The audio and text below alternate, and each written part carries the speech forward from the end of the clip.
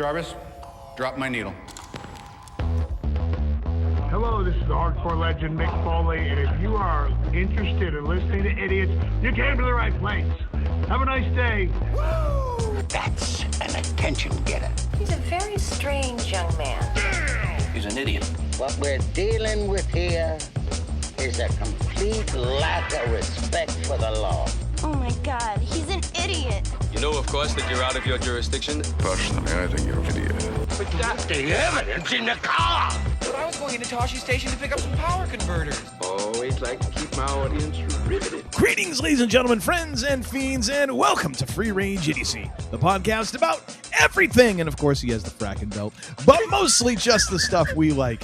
After WWE made the rather bold decision to split all their good matches and bad matches from WrestleMania onto separate nights, it felt like there was a bit of course correction happening with Backlash, an event that we both thought was better than expected.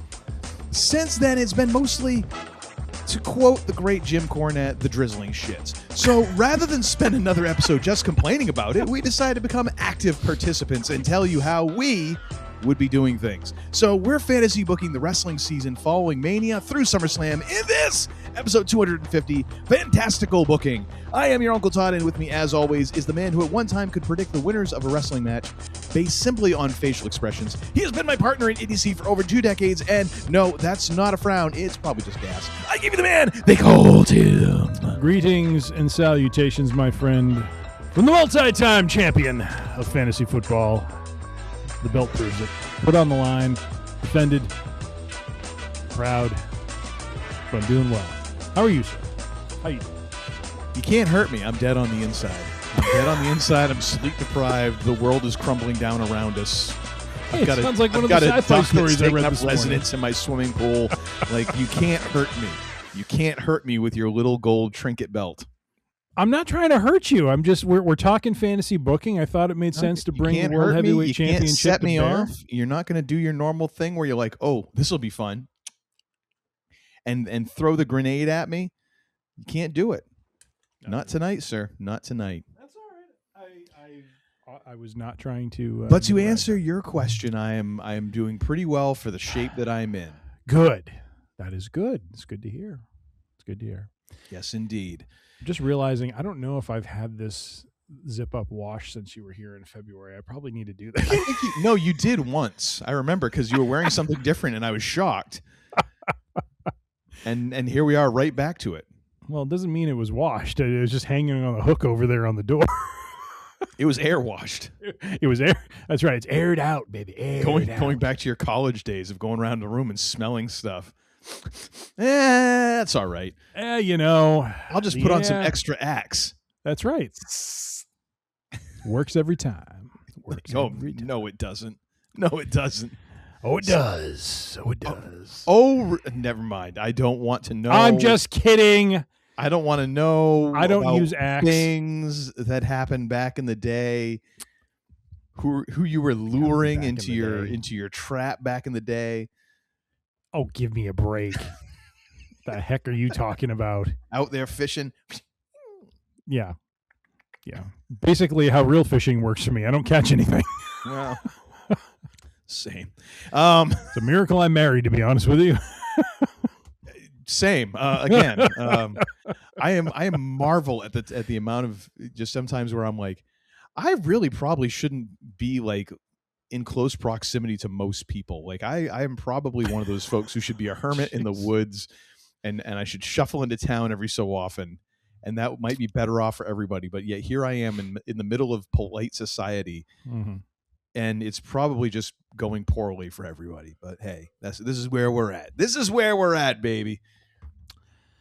These are the days of our lives.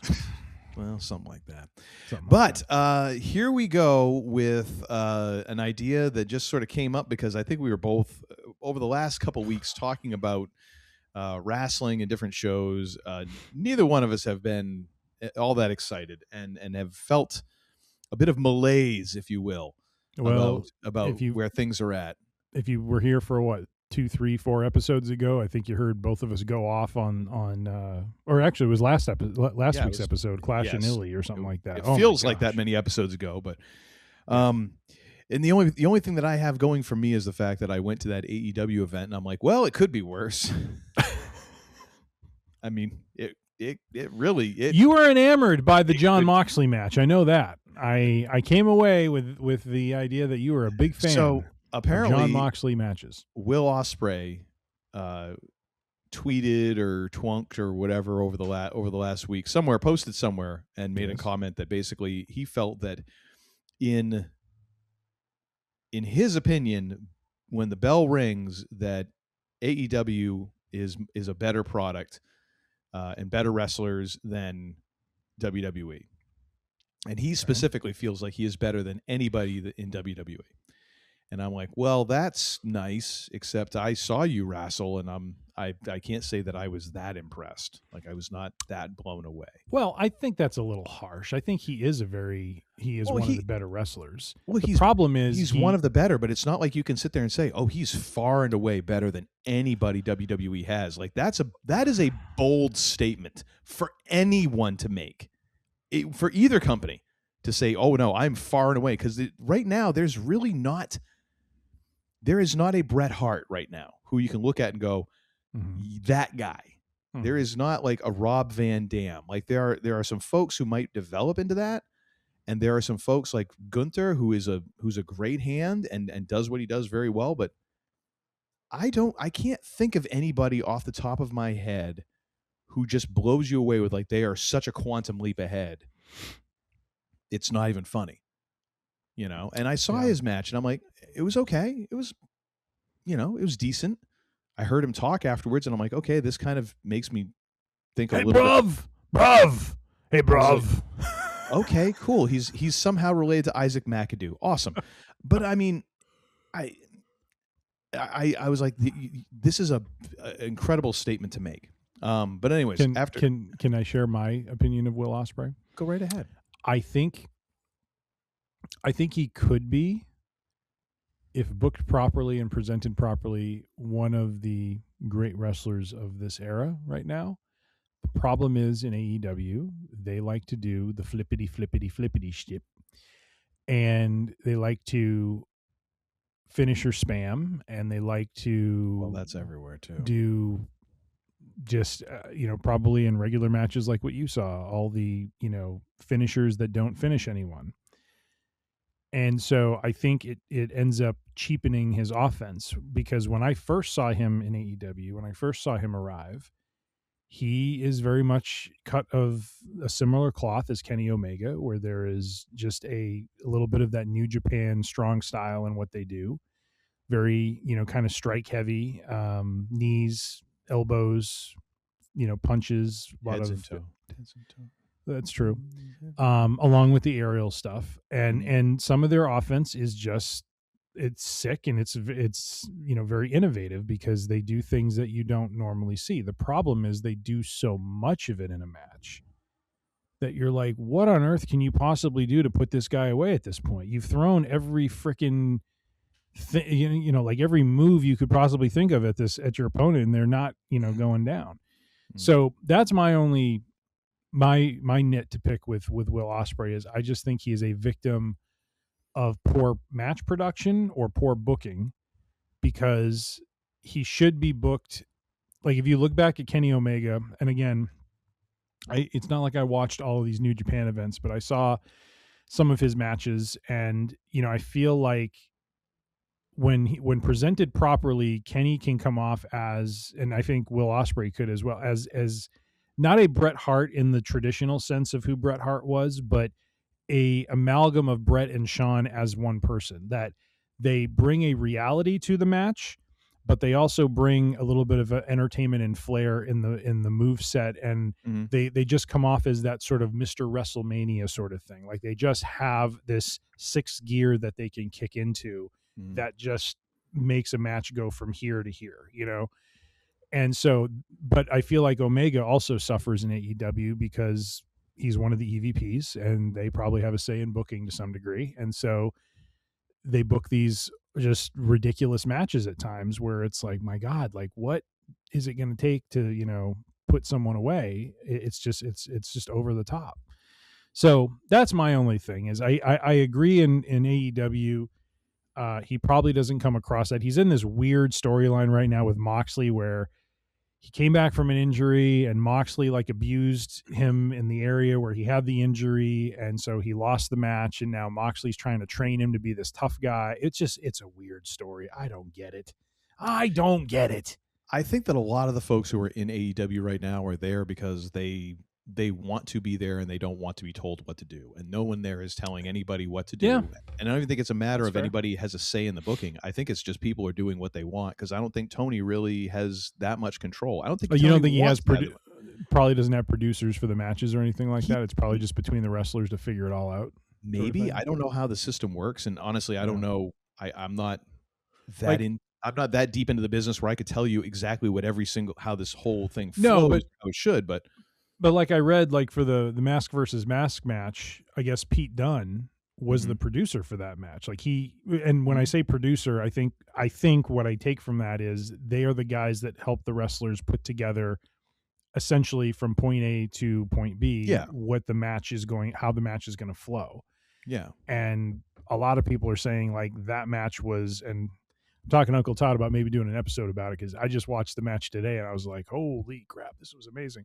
Because it was an incredible match. I mean, a lot of it had to do with the crowd and the environment. I think that made a huge difference having that hyped up a crowd. But the fact that they were hyped for a reason. Like they were hyped.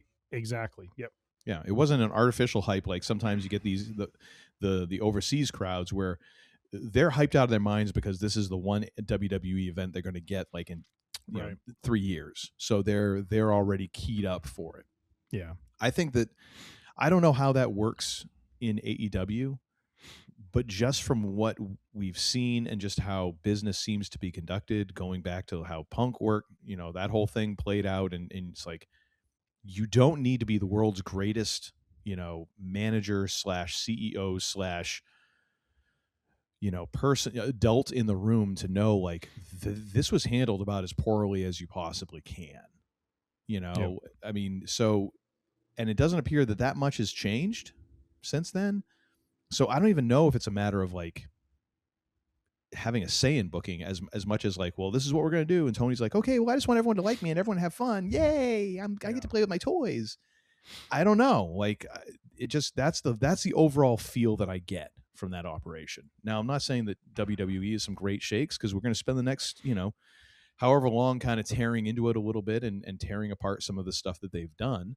Mm-hmm. But I think that overall there's a consistency there, and I think more often than not, maybe 51 to 49%. Like I think they're kind of more on the end of what I happen to like for wrestling product. Yeah. So I think there's vast room for improvement. But I mean, that's usually the case with any kind of product like this, especially once you're dealing with something that's corporate, where you do not necessarily have 100% say, which I thought, again, going back to when people like Triple H is really not in charge. I'm like, gee, you friggin' think, like, do you know how corporate structure works? Mm-hmm. Like, that is how that works. Like, no, he is not in charge. You're correct. Like, duh. So anyways, this is part of the reason why we're having this episode is because we talk about stuff like this. And for the way that we were talking the last couple episodes is just, it has not been fantastic. So and I think there's a few areas of pain specifically, especially from me. But it is kind of led to the idea of, well, let's see what we would do and see what we like here. Cause there was a couple times when we were reviewing Clash in Italy, I think I said it once or twice, like, I like my story better. I like the thing that you came up with better than what we got. I think one of the things that specifically revolving around like Roman Reigns, and this is kind of like, in some way, it applies to everything that we were complaining about. I understand why they might be doing this. They might be going in this direction. It just feels like they're doing it in the most boring way possible. Mm-hmm. You know what I mean? Like, it feels like, okay, if you're bound and determined to do it this way, and I kind of even did this in some of my thoughts, like, okay, if this is the goal, then fine. I think there's a more interesting way to get there. Mm-hmm. Granted, we do not know the constraints under which creative is working, because this was something I've run into, running a band, running different groups or whatever, and you can have someone there who all they want to do is piss and moan about this and that and the other, and you fill in that. You then have to say, well, the reason I'm not doing that, Sparky, is because of this, this, and this. Oh, I didn't know. Well, it's not your need to know. You are not in charge. Mm-hmm. I happen to be in charge. And one of the nice things about being in charge is I don't have to sit down with every single person who, is in the orbit, who might be participating in this thing once a month. I don't have to sit down and explain to you exactly why I'm doing this. That's one of the benefits of being in charge sometimes, is I don't have to explain every single nuance of every single decision. This was just a decision, Yeah. So we don't know. Some of this might be, could be refuted easily with, some behind the scenes sort of thing of, oh, well, this injury or this thing that nobody knows about, or, specifically this person needed this time off or whatever. We're just kind of going with what seems to make sense. And also, in my opinion, like looking at, okay, well, obviously they wanted to give Punk time off. Mm-hmm. Because even though it was kind of funny, like he came out on Raw and was like, I'm going to be here and all that. And then he effed off immediately after. Like, I'm not going anywhere except for the next couple months. So obviously it was his time to get some time off. Fine. I will adhere to, in my own fantasy booking for all of this, he will still get time off. It'll just be a little bit different. So we're going to kind of apply. Apparently he's getting swole from what I understand. Holy crap. I saw him. I'm like, sweet, sassy Molassie. Does Straight Edge have anything to say about HGH, or is that kind of a get out of jail free card on that one? By the way, I updated the women's roster. Sol Ruka is our Intercontinental Champion, my friend. Well, yes, but that was the starting point was all of these are from after WrestleMania. Okay. Yeah, so that's why, and granted, that's the only thing that has changed since WrestleMania. All right. Consider that. We are now in June, beginning of June, and in 2 months, we have had one championship change.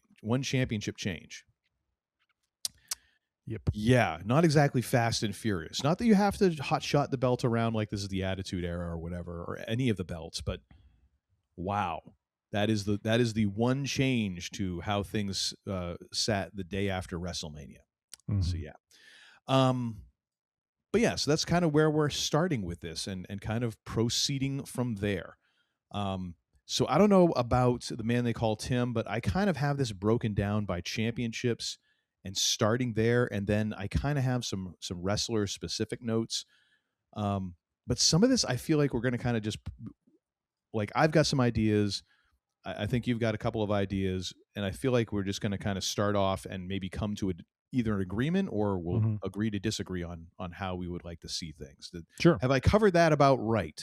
You have, and I appreciate you giving me as much credit as to say, that I had something, kind of lock, stock, and barrel in the chamber, because we'll see what I come up with here. Okay. Well, I think you've got more than what you think you have. So let's start. What breaks my heart is if I had actual free time, I would have had something well thought out and all mapped out and everything. But it's all good. Sadly, I worked all day yesterday, so I did not. I shuddered when I saw you put up the outline and you had like actual matches for the events, and I'm like, oh no, I can't do that. Like, I have thoughts, but they are not like, I'm not getting paid to do this. Like, I will do a general outline, but I'm not getting that far into the weeds unless Paul decides to call up and throw me a freelance fee on this. Mm-hmm. Like, then let me clear the decks, and I will book out TV and everything.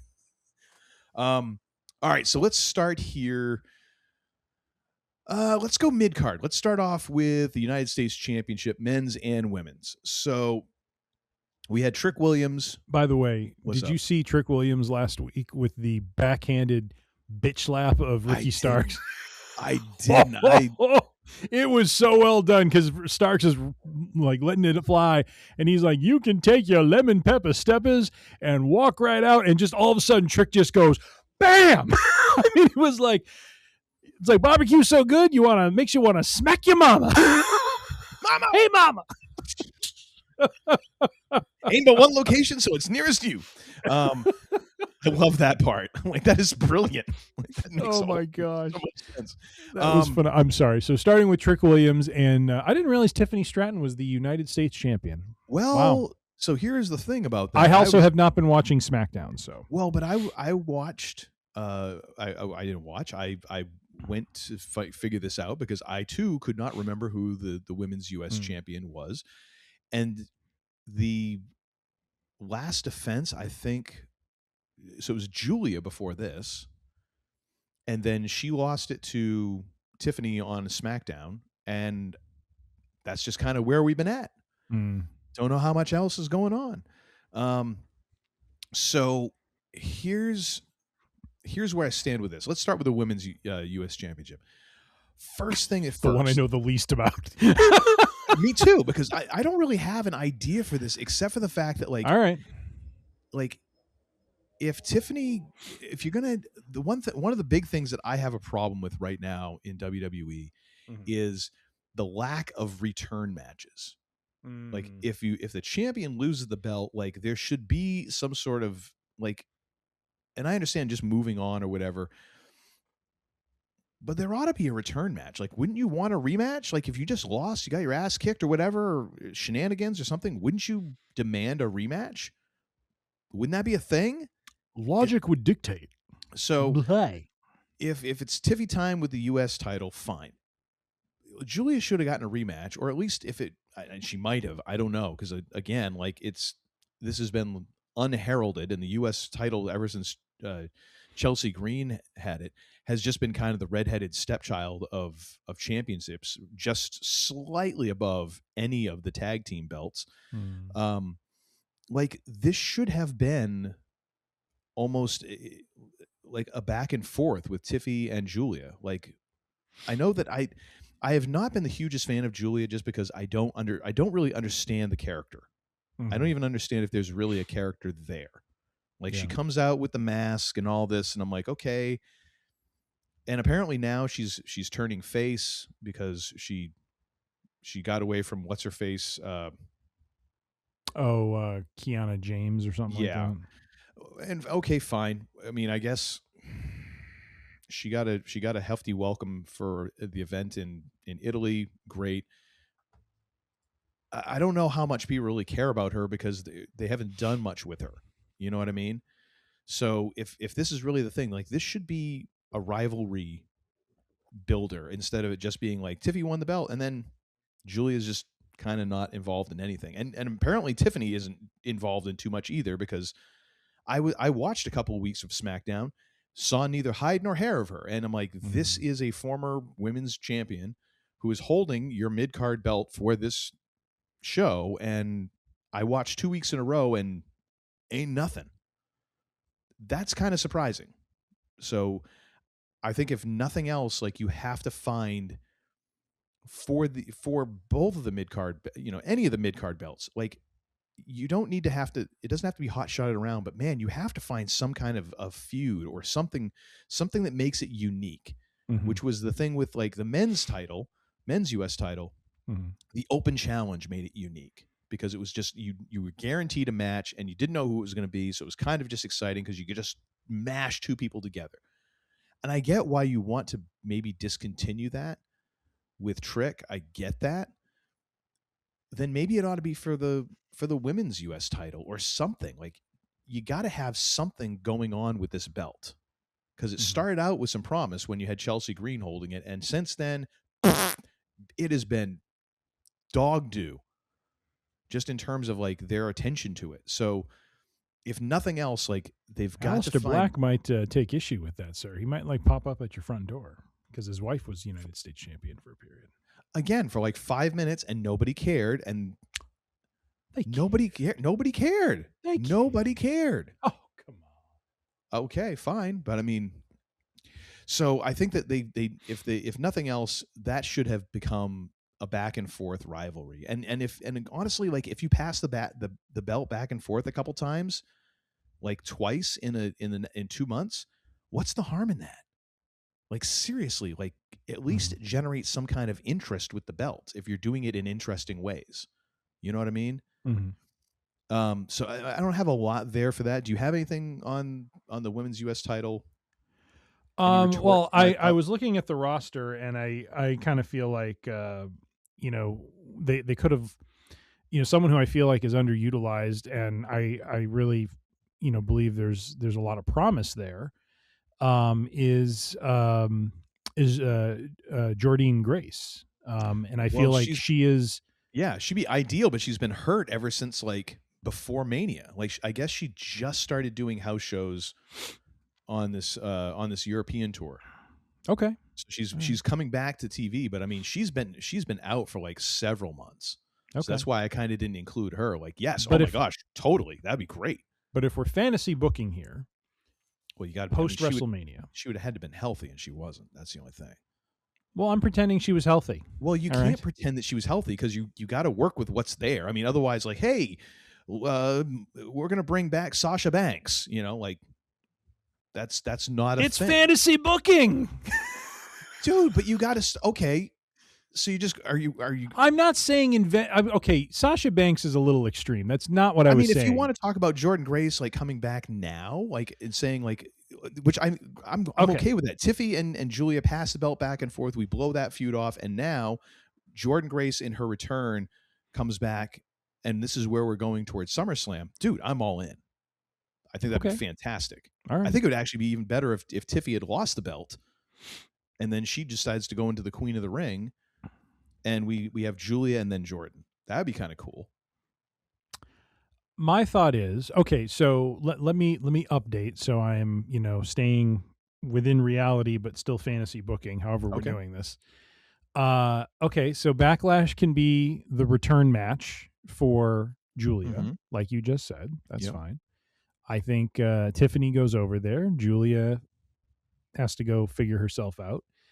And then we get to, Clash in Italy, where, actually, no, wasn't there a Saturday Night's Main Event before Clash in Italy, if I'm not mistaken? I thought there was. There was. Yeah, it was kind of a nothing-ish of an event. But you could have established something there with,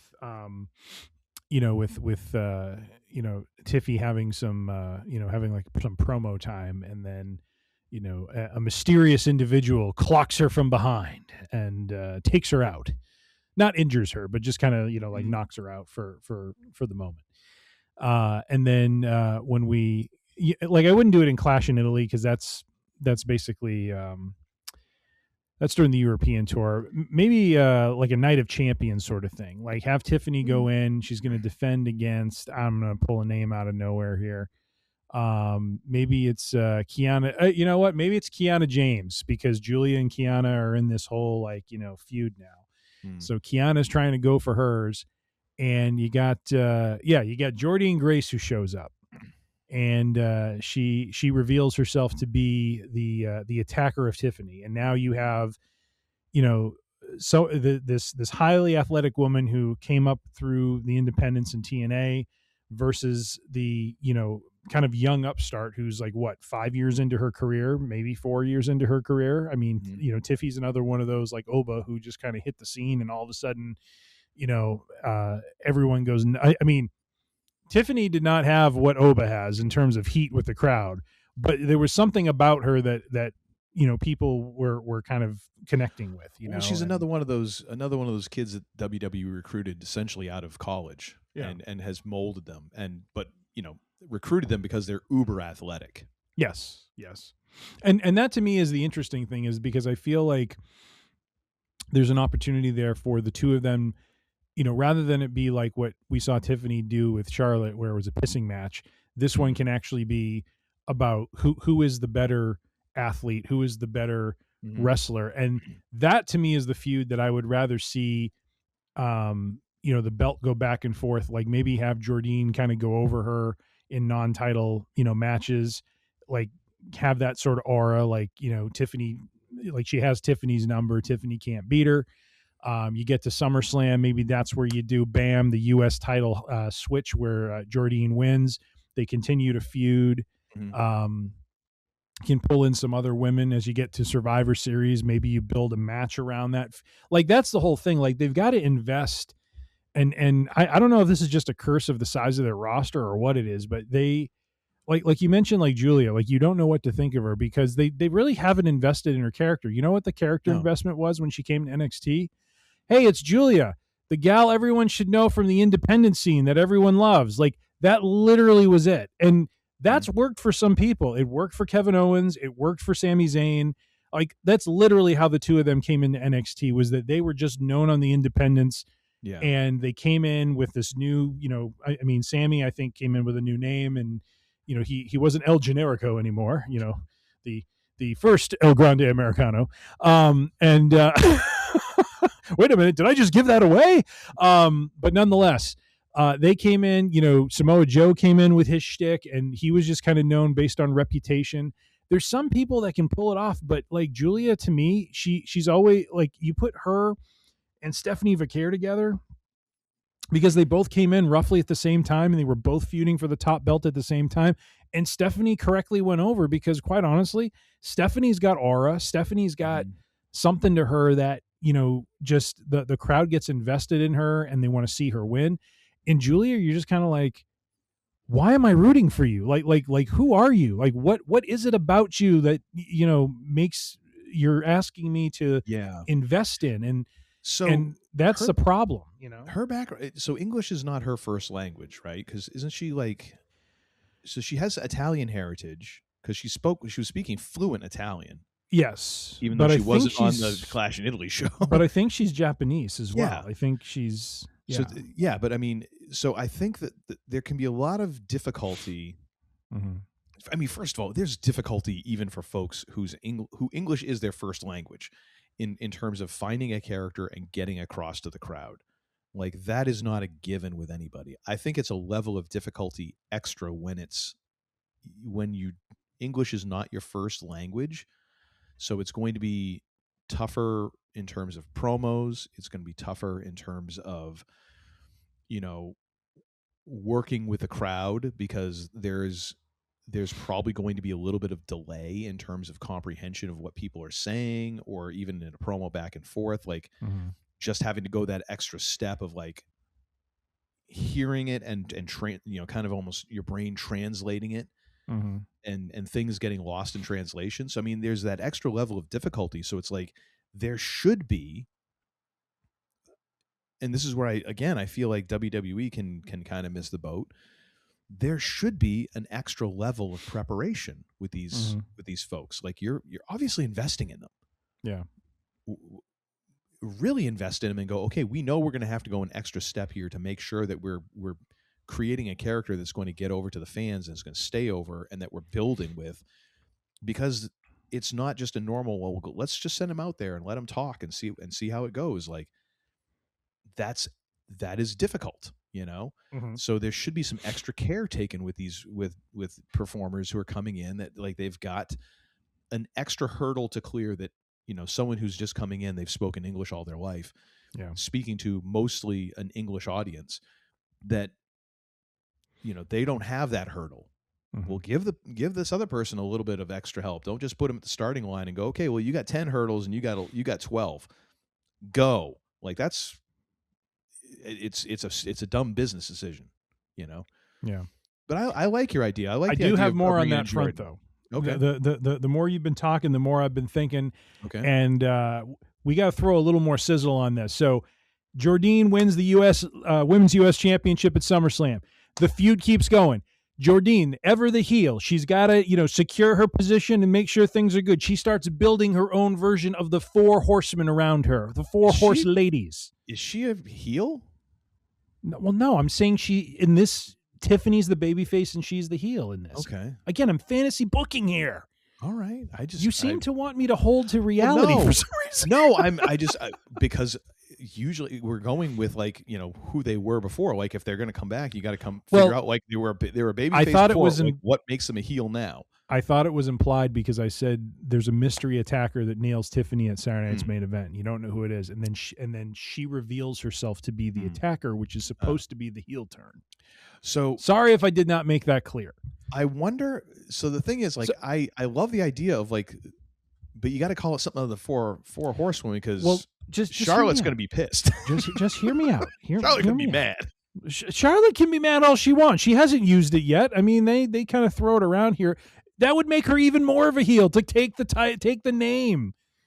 It's like, you know what? You want the name? But we already had beef between them. We don't need to go for part 2. It didn't go well for anyone. Well, no, that's Flair and Stratton. I'm talking about Jordine. I'm talking about the backstage fight. Ain't nobody gonna see. Well, they're both gonna come out with patches out their weave. Charlotte's in a better place now, all because of Alexa. So you know for what I right mean? now, yes. Until someone starts to step into her, and then someone hold the earrings, and that's. So here's my thought. So she starts to pair up with, and bear with me, I should say it right now so you can do a spit take right here. Oh God, here we go. She pairs up with Lash Legend and Nia Jax as her heavies. Okay, now bear with me for a moment. So she starts there. Lash Legend, also an athlete. Mm-hmm. Also someone who has, had her. The only one who isn't an athlete in this is Nia, all right? I got you. Right. And then the fourth person she pulls in, Ivy Nile. Now we get Ivy Nile involved. We get her in a group where the ladies can do some damage, all right? Now you've got Jordine as the champ. She is the Ric Flair of the group. You've got Lash Legend, who is kind of the Sid Vicious of the group. You've got Ivy Nile, who could be, in my estimation, bear with me, the Arn Anderson of the group, because she looks like she could be an enforcer. But someone sticks out like a sore thumb in this group. You know who that is? Cedar Tree. Aside from the fact that I don't know if any of them can really talk all that much. So you know what we bring in? Cedar Tree is out because Natty comes in, and now you've got a foursome that is something to deal with there. And that would actually be cool. And that would be interesting going into War Games because now Julia's got to put her force together. And that could be Alexa, Charlotte, Charlotte especially having a beef, especially if she uses the 4 horsewomen name. Like, that's what I'm talking about. There's like so much stuff you could draw from in this mid-card title feud sort of thing. The crowd would get into it. I like your idea. You know what? I think we need to get I didn't prepare for this show, and did you see that? It was brilliant. Calm down, sir. My God, have a sip of whiskey. I'm excited because I thought I had nothing to offer tonight. You've OD'd on matcha. My God, your head is going to explode. I need some more. No, you don't. My gosh. I love seeing the look on you're so calm and yet so scared. You should go out and walk around the house a couple times. You're like a kid who needs some friggin' some Ritalin or something. Oh God, breathe, Tim, breathe. Oh. So here's I love your idea. I think that we need to actually get this group across both the women's and the men's roster. Here's my thought. Okay. On the men's side of this, we bring in good old Royce Keys. Oh, I like that. The name for the group, we don't go 4 horsewomen. We don't go, because then it won't be 4. Okay. We call it the Powerhouse. Ah. Because you look at them all, it's like, these are folks who are just going to like flip you around. Yeah. They all strong, and not just strong, they strong. Like you see, like that's some strength that can do some damage. Yep. I kind of like that. Royce needs something to do.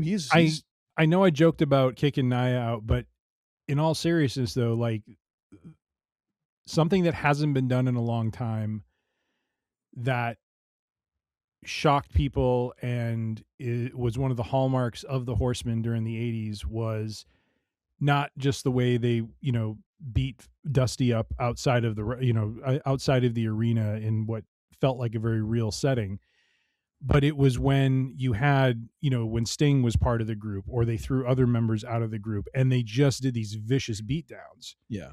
And now Nia, and the thing with Nia is it could be a very interesting turn for her character because she's someone who's just been a heel for the last several years, and now you have essentially this group that, where she has her partner turn on her. You have capable women like Niall and Natty who can disable her, and with whatever technical wrestling they want to do to knock her down. And so you have this realistic situation where she can basically be left for dead and just be off TV for a few months, and when she comes back, she can come back with a vengeance, where she's very much playing up a babyface sort of character in a very different way. Could have a very good, kind of single interview segment where she kind of talks about how that beat down. I don't know about that. Well, or you have a manager, you have someone who speaks on her behalf. Like maybe this is a time when she's a babyface where she finally gets a manager who can tell her story. This is what we'll do. Yes. They injure her, and they injure her voice box so she can no longer speak. Okay. And so now, from now on, in kayfabe, Nia Jax is. How did I know we were going to get here? All roads lead to Nia being mute. And maybe at some point down the line, you can get her a voice box. She walks down the aisle. Uncle Todd for the first. You don't know what I'm gonna do to you. That could be great. She walks down the aisle, and Uncle Todd can actually sit in his chair in his palatial estate in his living room and be like, I'm looking forward to seeing this match. Why? Because I don't have to listen to her. Oh my gosh, that's a lot of time we just spent on the U.S. Women's title. Hey, you started there, so I'm surprised by I'm missing my calling in life. I should be a wrestling booker, booker. All right, we got to get over to the men's side here. Men's United States Championship. So we have Carmelo Hayes winning.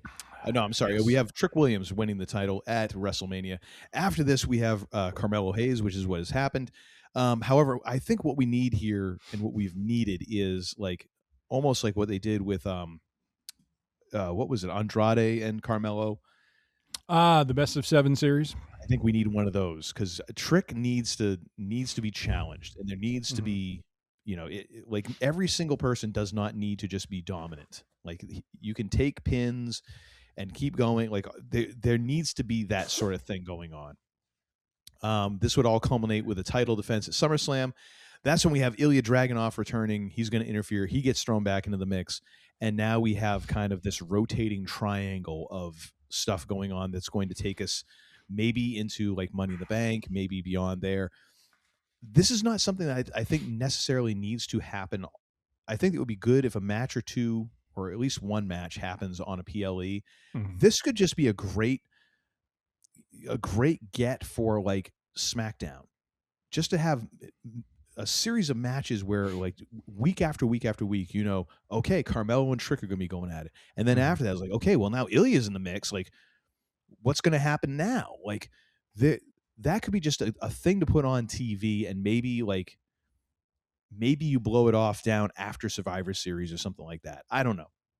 But I like the idea of, rotating around those three and then maybe throwing someone else in occasionally. But you're leaving out Ricky Saints. You got 4 people right there. You got Mello, you got Trick, you got Ricky, and you got Ilja. You got the Brooklyn Brawler essentially in Ricky Saints. Like, he's absolute. Come on. He's a jobber right now. Him and Cardona. He is. Him and Cardona. And the funny thing is I saw people have been like, oh my gosh, Matt Cardona is it? Why would he come back and this and that? I'm like, dude, that guy is making a decent amount of money. He's working. He's now on the same schedule as his wife. Mm-hmm. They're building their house. Mm-hmm. His wife is fracking gorgeous. Like, there is very like this whole idea of like, oh, he's losing all these matches. Dude, that guy is winning all the way to the bank. Like, he is fine, I'm sure He's at I'm a point sure where he wants to be, driving to all the different independent shows where he's, in barbed wire matches as king of the indies, bleeding himself to death. Which was, I mean, hey, this is so much worse than that, being in WWE. So. It worked for him, but I'm just saying, like, I don't think he's a young guy. Like, I mean, he's got to be what? In his late 30s? I'm agreeing with you. Like, I think the argument of, he's sold out or whatever, and he could be doing so much more. It's like, yeah, he did that for 3-4 years, 5 years maybe, and to your point. Now maybe he's at a point like, look, WWE, a lot lighter schedule, different vibe, different environment. Yep. Why not? Why not go back and collect the paycheck? I'll do, and he goes out there and he does, like, it's not like he's sloughing off. I mean, he's doing his stuff, but they just don't present him. And again, this is the writing team. Like, I think he could be booked in a way where he could have like a run at a either mid card or even the world title, because you have that history to build off. Title. He's not anywhere not near to win it, but to make a run at it. Have like a Sammy sort of run like Zayn has had in the past, where you invest in the hope, the great hope that is Matt Cardona. I think there's ways that you can do that where you can have a one-off, and that's fine. Because again, like, there's no shame in being a mid-carder or lower mid-carder. Like, somebody has got to make everyone else look good. Nothing wrong with that. No, but yeah, I don't see Matt Cardona. So here's my idea for Trick Williams. Or maybe, so wait a minute, is Cardona on SmackDown? He isn't. He is. I'm looking at the women's roster. That would be and maybe he's somebody that you bring into the U.S. title feud. Again, like somebody who can be in that orbit. Like, I think that'd be, him and Ilya but mostly Carmelo and Trick. Like, that could be kind of interesting. All right, I have my booking idea for this. Okay, I'm doing something different from you. I like where you're going, but I had another kind of far out thought that I wanted to get your opinion on. Okay, so what we do is, Mr. Lemon Peppa Steppa is basically not that he's on the sideline, but basically he wants to have a 4-man scramble to determine who is worthy enough to challenge the Lemon Peppa Steppa for the United States Championship at SummerSlam. Okay. And when I say 4-man scramble, what I mean is over the course of July, over 4 weeks, 4 guys. You got Mello. You got, who was the other one you mentioned? Ilya? Yeah. Who was the third one? I think Cardona could fit in there.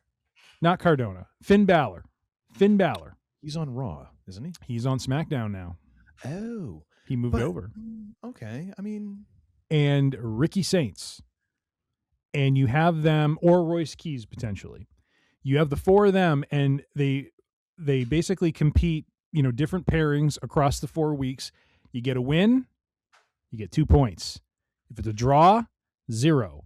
If it's a DQ or something like that, you get 1 point or something like that. But basically, it's a point system. So after 4 weeks, whoever has the most points gets to challenge Trick. All right. Mello, because what you're building toward is, like, Trick and Mello have this chemistry, and they are a feud that I think is going to be a continuous feud over the next few years, as these two kind of alpha sort of athletes and that sort of thing. So what you build up to is, in the last week, Mello is trying to, like, he just has to earn this pinfall victory to seal it for himself.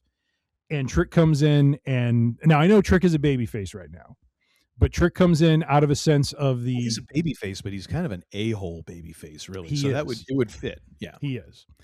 But he basically screws Mello over, so Mello doesn't get the win. He falls out of standing, and let's say it's like Balor or let's say Ilya. I really don't like Balor in this.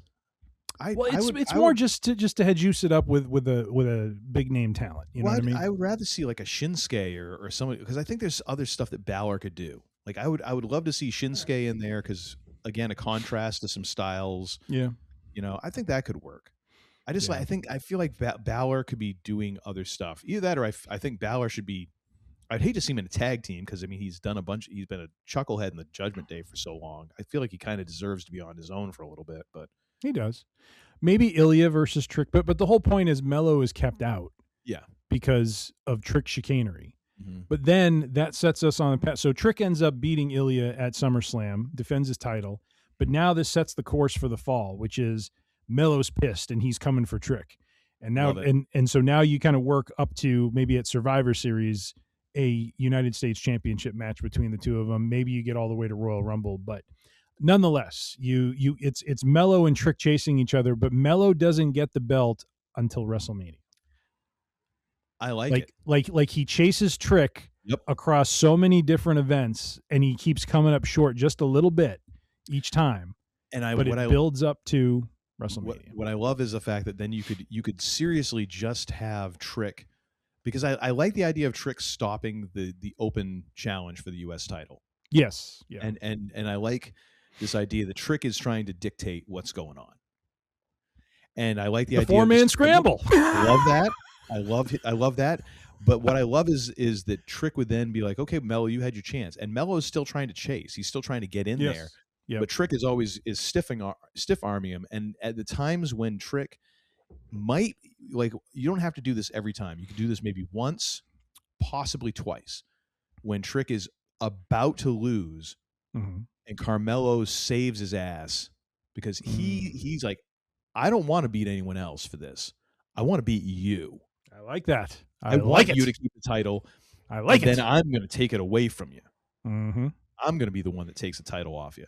So I like that. That's good. And now Trick is kind of a paper champion in a way, because his bacon is getting saved. Yes. He's getting he's trying to control, but someone else is taking control of the control and putting him under control. You need to stop drinking matcha at a certain point before you start this show. Like, oh my gosh, you're so wound up right now.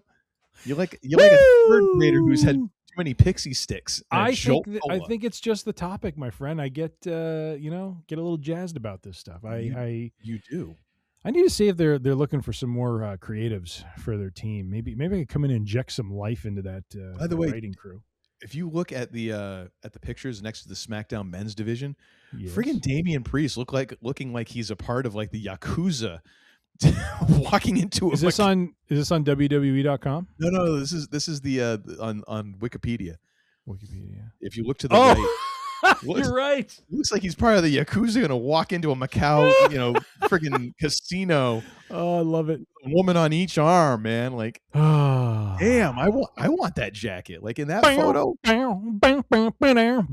Honestly, that is more of a look for him that feels natural. Like that feels like more natural than what he is doing right now. Yeah.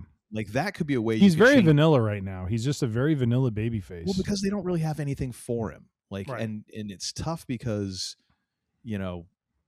anyways. Well, let's hop over from mid-card belts. Let's go into the tag division, because this is kind of the sucking black hole. I got thoughts on this. Okay, so here's my thoughts so we have the WWE Tag Team Championship. We have the World Tag Team Championship on the men's side. And then, of course, we just have the Women's Tag Team Championship. I want to start off with the WWE Tag Team Championship, which is R-Truth and Damian Priest. Here's my idea. So R-Truth, so after Trick won the U.S. title, of course, he stopped the open challenge. R-Truth decides that if the U.S. title isn't going to feature an open challenge, he is going to honor his older brother, John Cena, and he's instituting the open challenge for the tag belt starting immediately. And as he's cutting this promo, Priest is in the background, bewildered as always. Mm-hmm. And all this is there to say he loves the idea. And so we get a weekly series of matches with Priest and Truth eking out victories over, whatever tag teams you have. I mean, who do we got on SmackDown? I mean, we ain't got nobody. Anybody? Let's see. I mean, for MFTs, tag teams? We have Tala and Tama Tonga. It's pretty light. It's we have Fraxium. Okay. But here's the thing, like it would basically be Fraxium, you'd have the MFTs, and then it would just be slapped together teams. Like literally you could whoever, and they keep eking these wins out, And so this kind of increases Priest's ego. So he's kind of getting on board with it now, because he you can tell he has love for Truth, but he's also just like, I'm also at the end of my rope with this guy. Like I can't quite handle where he's going, but he's starting to get into it. And he's like, ain't nobody going to be able to beat us. And so for the open, they have an open challenge at SummerSlam, and Priest cuts a promo before the event starts. Ain't nobody can beat us. We've done this. We beat this. We did. Ain't nobody in this locker room you throw out here is going to beat us. Mm-hmm. Then we hear Hardy Boys return from TNA at SummerSlam, baby. I was wondering where you were going on that one. It's tough because I couldn't remember exactly the Hardy Boys theme song. It sounded very Spy Hunter-ish the way you did was, it. So that's why it threw me off. It's like that could have been also Bret Hart. It's kind of like so we get the Hardy Boys coming back. All right. And the Hardy Boys take the WWE Tag Team Championship from R-Truth and Damian Priest, and then over the next maybe month or two, like we only get sporadic appearances from the Hardy Boys because technically they're still TNA. So they're going to have the WWE Tag Team Championships on TNA television. Because TNA is not exactly, knocking out of the park right now. So they can use a little bit of a boost. This kind of helps your other feeder program. And so then we get, it's kind of tough right now because you got Money in the Bank after SummerSlam and then Survivor Series. And then I don't think they actually have anything in December. Maybe you have a Saturday Night's Main Event in December or something. And that's where Truth and Priest can get the belts back. But in between there, the Hardys come in and they take on a couple of these slapped together tag teams, and Truth and Priest are just trying to get that next match. Mm-hmm. And finally we get it in December. They win the belts back. All is right in the WWE universe, and the Hardys get one more run with the titles, which would be kind of cool, and they don't have to work every week. You could have them show up like twice a month, even once a month, just to defend the titles. And then they would, they're doing their thing in TNA. I think that could be kind of cool. Like, and again, it's far more of a story than anything else going on with them at this point. Like, at least it's a thing. Mm-hmm. What do you think, sir? Like it? Love it? So I like your idea. I think it has merit, it has legs, and it is interesting. But are they sexy legs? No, they're not. Oh, come on. That is a... What would you do? Right off the bat, Night of Champions, title unification match, ladies and gentlemen. The women have it right. We just need one set of tag belts. We don't need two. So let's knock it off and let's get a unification match for the WWE Tag Team Champions. Let's have R-Truth, Priest versus the Vision. Although the Vision should really be called the medical division, because they just can't seem to stay healthy for like a multi-month period here. It should be called the Clinic. Oh my gosh. Because on one hand, they're always hurt. On the other hand, you got to go in there because, man, you got an itch, and you probably should get some penicillin. You should. Actually, you can call it the Vision Clinic is what you should call it. Yes. There it is. They think you're some sort of eye doctor outfit or something like that. But nonetheless, but I would have, small build up to it, but just Priest and R-Truth versus the Vision. This is where Seth Rollins and the Street Profits could basically interfere and help Priest and R-Truth win the unification, win the unification bout, screwing the Vision over because Rollins is at war with the Vision right now. And what better way to hurt Braun Breaker, who somehow became, apparently we're Freebird in this one, so he's now a co-tag team champion now. So Heyman did explain this away in a backstage segment. Okay. That he wrote into the contract, all of their contracts, that any member of the Vision is the tag team champion. So any member of the Vision can defend. Anyways, I just want to know, will Breaker now be credited in, as a one-time tag team champion when he never actually earned the damn title? You want to talk about snake-bitten group, man. Like, it doesn't get much worse in the Vision. No. So my thought is unify the belts and put them on Priest and R-Truth, because they're kind of the good guy gimmick. But at SummerSlam, okay, you bring back FTR from AEW, because their contracts apparently are coming up soon. And to me, they've built at least enough juice over there that it would be impactful to see them come back.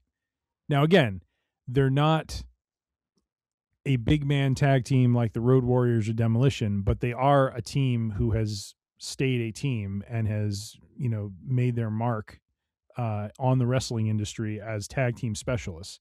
Mm-hmm. They had great matches when they were in NXT. I think it would be really cool. They come in, they take the belts from Priest and R-Truth, and from there, what makes it hard, so maybe at that point you can have like an FTR Street Profits thing going on, because it'd be good to get those two teams together. Although I don't know if they're kind of teasing the Street Profits are going to break up at some point, because Tez seems to be a little short with his partner there. You know what I mean? He gets a little mouthy with him. But again, this is where we run into the problem where we just don't have a lot of teams. You know what I mean? So, but here's where I like the idea of not unifying the belts, is just because it would. Well, hear me out. I'm listening. This is my book. I want two separate men's belts because I want to have to create tag teams. I want to have to build storylines for that. Mm-hmm. So again, like if you go out and you sign, what's the point of signing FTR if you only have one set of tag belts? Because now true, like one set of belts would cover what you have for tag teams right now. Mm-hmm. Well, then who cares? Now you've actually thrown off the balance. Well, no, because I feel like if you're going to have the number of teams that they have, then you shouldn't have two sets of belts unless you're planning to bring in an influx of talent that's going to serve as your tag team division, which would be silly because they just cut a bunch of tag teams. So, here's the thing, though. I think that you have a possibility of building some tag teams here as well, because I think that there's guys here who have been part of tag teams, mm-hmm. and I think at some point, as over as Penta is, mm-hmm. at some point we are going to want to get a Lucha Brothers return. Sure. Like even if it's short term, like a Lucha Bros return would be huge. It would mm-hmm. be great. So you have that. I think another way you could go with this, like, I think pairing Phoenix, who is wildly available, with like Nakamura. Why not? Like that could be a very interesting dynamic. You got Fraxium. You do have Kit Wilson and The Miz. So mm-hmm. I mean, you have that as well. I mean, you're not going to want to necessarily throw like Drew McIntyre, Finn Balor, like those guys into a tag team, but I think that there is a possibility. I mean, well, you got the Tongas, so I mean, you have. I don't know. I see a possibility of creating some tag teams, and if you're going to bring in one or two, plus you have some tag teams in NXT that are coming up. You got to have some way for these guys to be fighting for stuff, mm-hmm. So that's just the way I look at it. I think some of your ideas. I think that's kind of cool. I think this is all a ploy for me to bring back the Motor City Machine Guns at Survivor Series. That's what we need, and that will make everything better. I like the Hardys better, but I mean it's just nostalgia.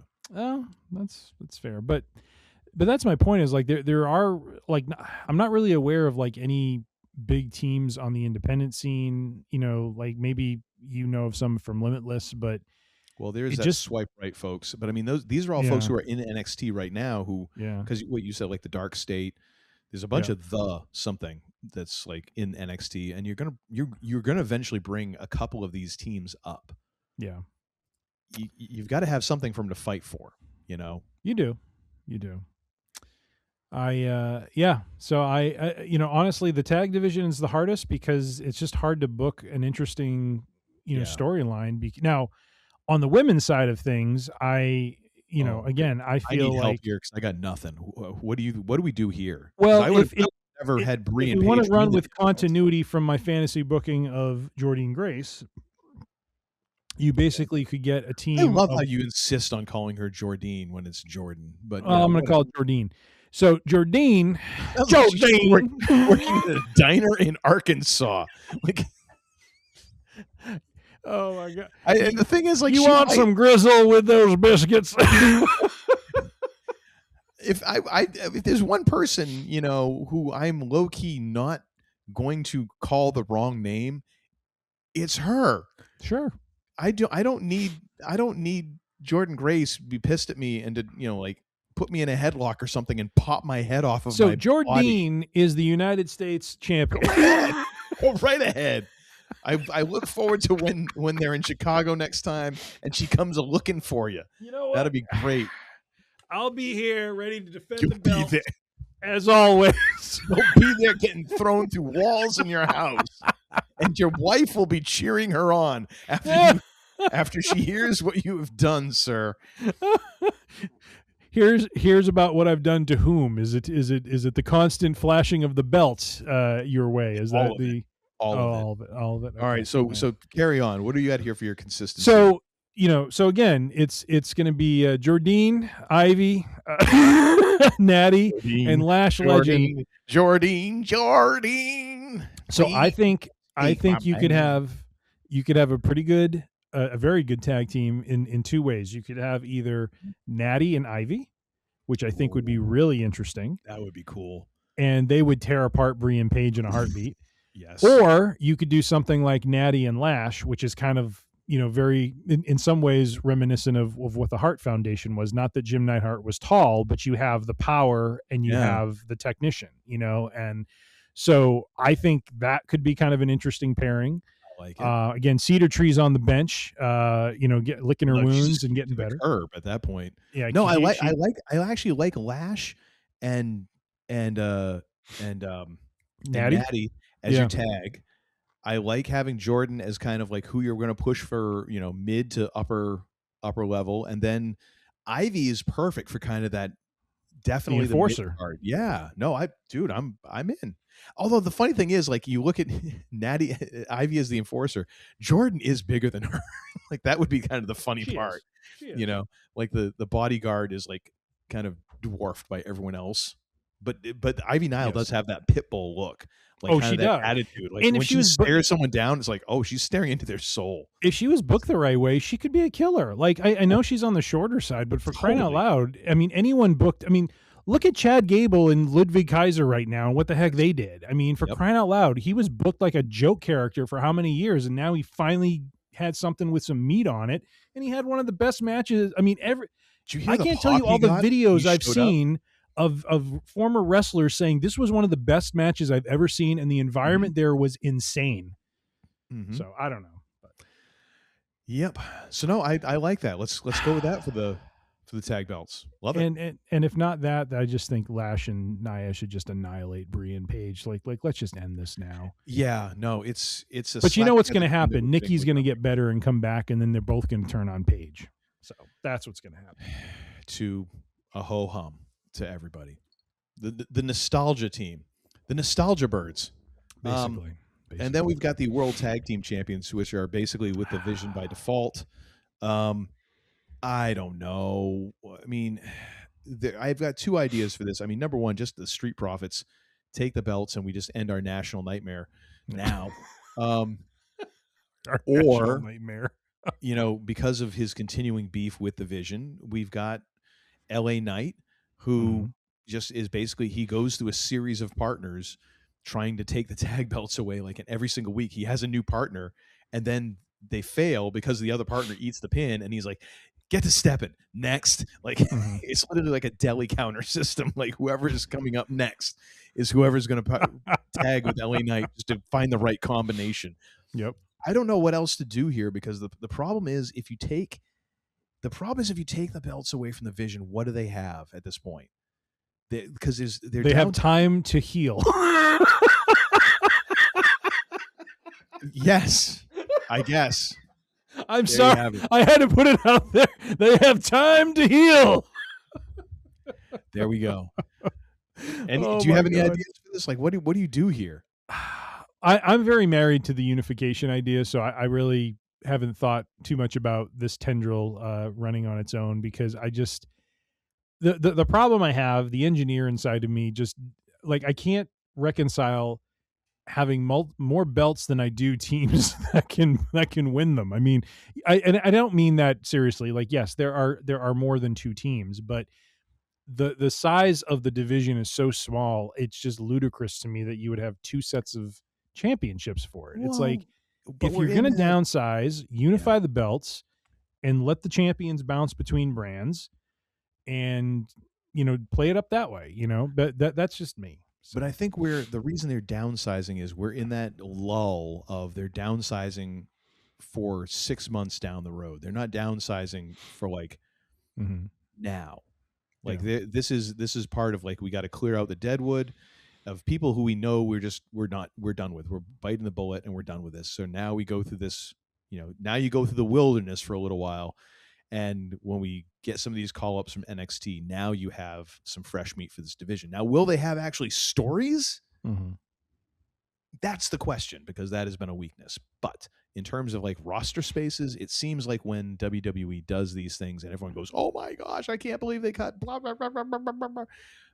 And then, again, just to go with recent history, we get Oba, Trick, Javon, and everybody then is like, cool. It's like, well, the reason why we have space for these gentlemen is because these folks left, and they gave time so that it wasn't like, oh, well, you got rid of Karrion Kross so that we could have this, and maybe not the best reference, because you got rid of Karrion Kross and we have Oba Femi. Cool. Like, you got to let things breathe a little bit. So that's why I don't think that they're going to, and I don't love the idea myself, but I see your point, sir. I do see your point. Thank you. All right. That brings us to intercontinental territory here. We've got the men's intercontinental championship, which honestly, I've got nothing for this, because this is one of the areas where I feel like they've done this very well. Penta and Penta's reign and kind of bringing in, All Ego and Rusev, giving Rusev something to do, and kind of Ethan Page making Rusev like his hired muscle, but Rusev understanding that he's the hired muscle and not necessarily taking too well to it. Like, that all dynamic has worked for me. Like, this is the one area where I really don't have anything that I would significantly change. I've enjoyed this. I don't know that I would do too much different here. What about yourself, sir? Yeah, I kind of agree. I'm looking at the roster here, thinking about who else could he be, feuding with over the Intercontinental Championship. And I got to be honest and say, there really isn't anyone who stands out to me other than maybe JD McDonough, because as a way to elevate him. Yeah. But I don't buy into the idea of him beating Penta. No. So I don't go for that. I don't want Braun Breaker near the Intercontinental title, because I feel like he needs to be focusing on the World Championship. Yeah. Chad Gable, I would not, like we need to talk about him at some point, because he's in this very interesting place now where he's getting, incredible reactions, and he's got this great story now. You talk about the multi-dimensional nature of that match he had with Kaiser at Noches, what was it called? Noches de los Grandes? Is that what it was? Maybe. I don't remember. Noche de los Grandes. That's what it was. If anything, it would make sense for Chad to feud with Penta now. It would, but here's where I'm going though, because what's so interesting about it is he lost clean. Mm-hmm. There was something significant that he lost, which was him taking the mask off, which they did such a great job of playing up the drama of, oh my God, who's going to lose the mask because it's going to change who they are. And then when he honors that and does it, he ends up becoming more beloved, because he basically, finally states his respect for the Mexican culture and for lucha libre, which is something he was fighting against. Yes. And so now he's got all of this love built in now. The fans love him. He's going around and he's making amends for the things that he's done. And I was reading I don't know if it was Cage Side or a different site, but someone made a really good point about, is this the time now where you pull the trigger on him becoming the serious Kurt Angle type? Because now he's got this match under his belt. Mm-hmm. He's got all this respect. He fought in this match where he's just like gushing blood out of his head. He's a badass. like capitalize on that now. Don't, I mean, Godfrey Daniel, do not have him be a comedy character again.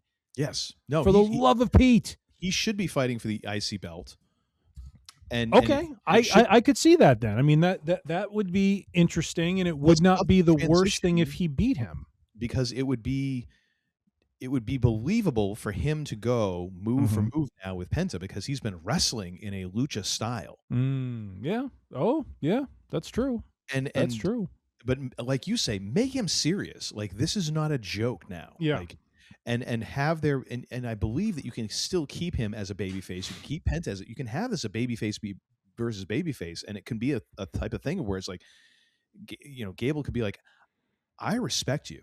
I have come to respect everything about Lucha Libre. I respect you. I respect what your mask means to you. I respect everything that you do. But I need this. I have to prove this to myself. I have to prove this for my family. And because of that, I will not stop until I've won this championship.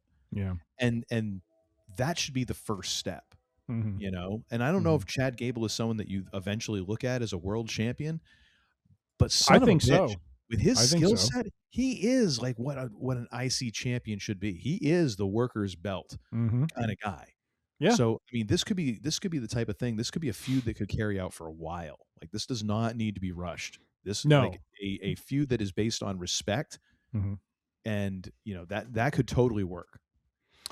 And you could do something where, they play it up to maybe SummerSlam, where he challenges for the belt, he beats Penta for it, and then of course you have Ethan Page, who's still there, and I think it would mean more for Ethan Page to beat Chad Gable. Now, I'm not saying Gable has a short title reign, but there's a feud that happens there, and maybe Gable loses the belt eventually to Page and chases him. Well, but the reason I would say that, though, is because I think, as much as it would be where I was going to go was Page beating Penta, but now that we've talked through Gable, I think Gable makes more sense, and I think it would mean more for a serious Gable to be chasing a arrogant, goofy Ethan Page and putting the hurt on him, to continue to build his stock, because I do, like you just said it. I think Gable could be on a road to being considered a serious challenger for the world championship if they give him a good title reign and a good feud with Penta. I got an idea. Oh, how about this? How about Penta? We get Penta Gable at SummerSlam. Gable loses. Okay. And of course now, like, he lost his mask. He's lost this match. He's in a way, like, he's a little bit distraught. He's down. Like, what do I got to do? Like, then we have Page, through nefarious means, win against Penta, and Penta's injured. Like, his shenanigans injure Penta. Page is now your IC champion. Gable steps in, saying to Penta, this isn't right. Like, this was supposed to be me and you. And that didn't get to happen. I'm going to avenge you. And then when you get healthy, you come see me. And now we get Gable going after Page. Yeah. And now it's not just, he's like, I'm not just doing this for me. I'm doing this because you've disrespected Penta, you've disrespected him, and now you've disrespected me by that, the same token. Yeah. Now you're in for a world of hurt. I like it. You have Gable chasing him and just kind of eating away at him and turning Page into kind of like this egotistical character who now he's paranoid because Gable's coming at him from every direction. And then this culminates at either Royal Rumble, or you could even have this go until WrestleMania, or if you want to get Page off the plate and Penta and Gable for WrestleMania, you tell me, is that not a possible, Steamboat Savage, type match? I think so. That would be friggin' amazing. I think so. And what was the match you said at WrestleMania? I think actually if you could get Gable, Penta, and Penta could win the championship back then if you want. Yeah. And then somewhere in between, maybe Royal Rumble, that's when Gable wins it from Paige. Yep. We had nothing for this. We loved everything about it, and now we've just improved it. Look at us go. I know. Well, where I thought you were going to go is a different direction, where Gable loses at SummerSlam to Penta, and then goes on to to Money in the Bank and wins the Money in the Bank briefcase. And then, but that wouldn't work necessarily, because then you've got, if he's going to play up this, honor and respect character, to me, Money in the Bank is like the last thing you would want to have, because that device is, unless you're just going to be very deliberate about, I am going to wrestle you on this night, I'm cashing in now to say, I want to wrestle you on this night. Yeah. But then that would also make him look foolish, because that's the entire point of the gimmick, is not to actually declare when you're going to do it, but to do it when people least expect it, to pop the crowd and to have a reaction. So Gable, I don't think makes sense to do Money in the Bank.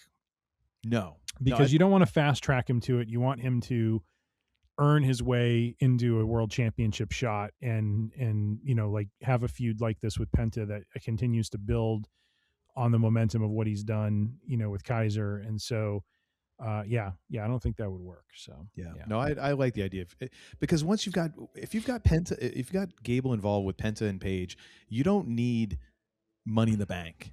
Again, like, save that for someone else who could use that you can then pull that trigger on down the line. Like, you don't, this doesn't need it, Yeah. That brings us to the ladies, the Women's Intercontinental Championship, which Becky Lynch had this coming out of Mania. For me, I've got this, basically everything happens along the same lines, except that when we finally get to, and I'll go with this just for shorthand, for now we get to Clash in Italy, and we finally get Becky turning on Jessica Carr. She gets physical, and this leads to Saul winning the title. And Becky is now completely focused on Jessica Carr. Like, we now make this break. There is no more Saul. She doesn't even care about the IC championship anymore. Now Becky is focused on Jessica Carr, because she's been mucking her business up for a year. So we end up getting Becky, Jessica at SummerSlam. Becky is going to win via shenanigans, and basically the match is going to carry the stipulation that now Jessica can no longer referee matches. Like, she is now out of a job as a referee. So Becky then shows up on Raw the following night. She's doing her normal victory lap.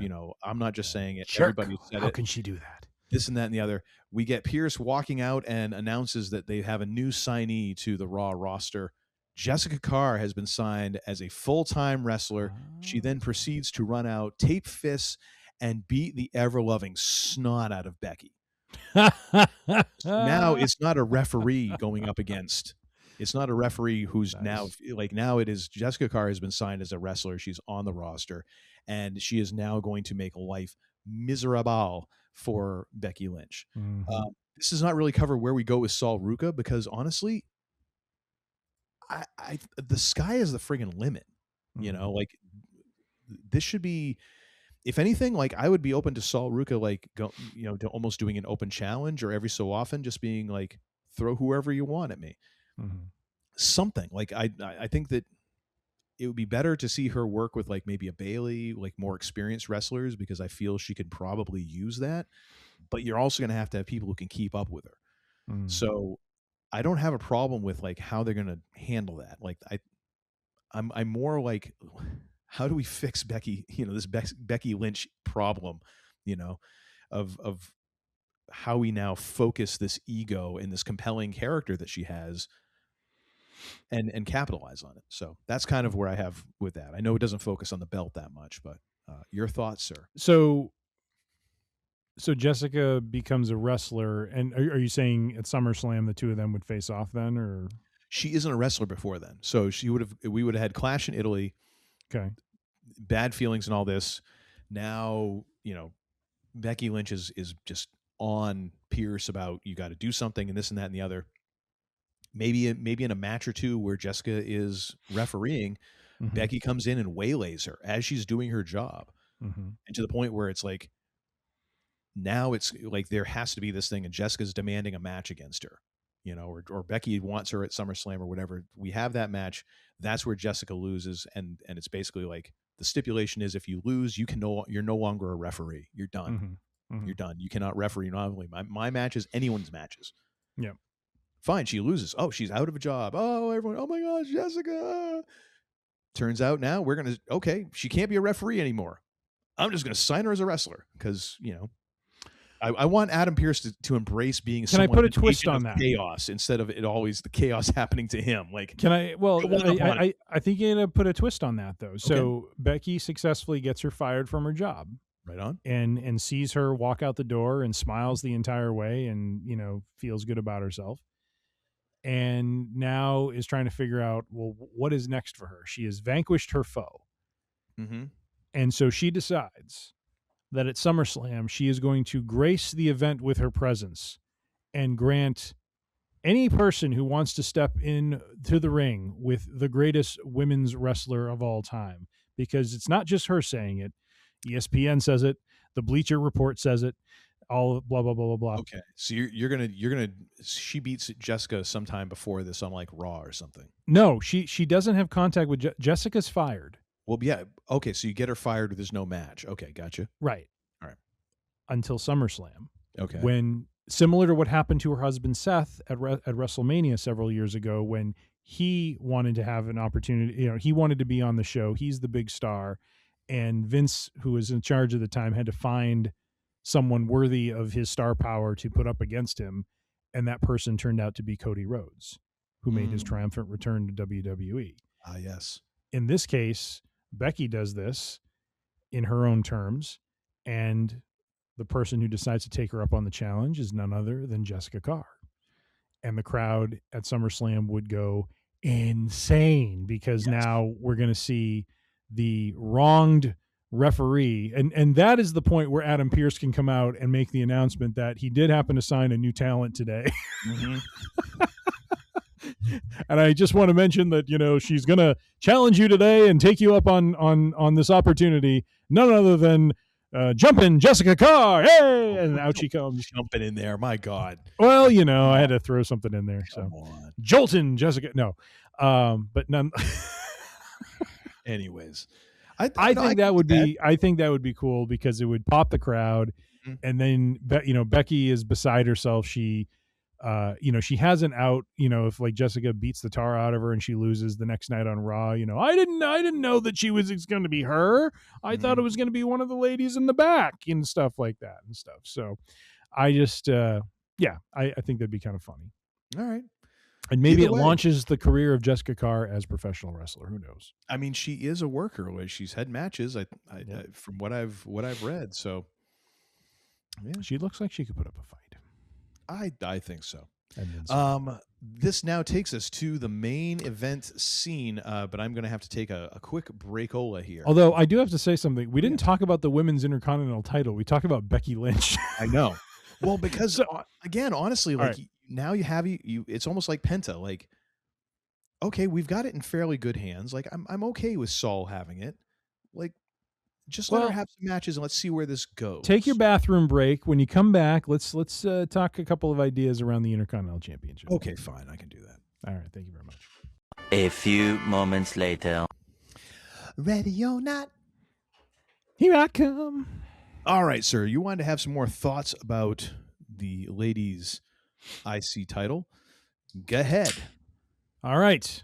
So we're going to run with the reality that is Sol Ruca beating Becky Lynch to become champion. So what does Sol do now? Well, of course, we're going back to the well and having Lyra Valkyria, challenging for the belt she once or she held for the very first time. Mm-hmm. I think there could be something interesting there with that. I think Bayley could be interesting, but it's more interesting. What? If we're going to go a whole hog in with the Judgment Day, I think we get Roxanne Perez involved with Sol Ruca. Why not both? Why? I mean, Lyra and Roxanne, we kind of have could do that, a bit of a rugby scrum. You could, sort of thing. And you have Roxanne through chicanery end up taking the belt at SummerSlam from Sol. So she gets a little bit of rub with the title for a couple months in the summer, and then Roxanne gets it. Mm-hmm. So now you got Liv as the world champion. You got Roxanne as the IC champion. And where does that leave Raquel? Well, that's where things get interesting because I am going to work toward a booking of Raquel Rodriguez versus Liv Morgan, either at Royal Rumble or at WrestleMania.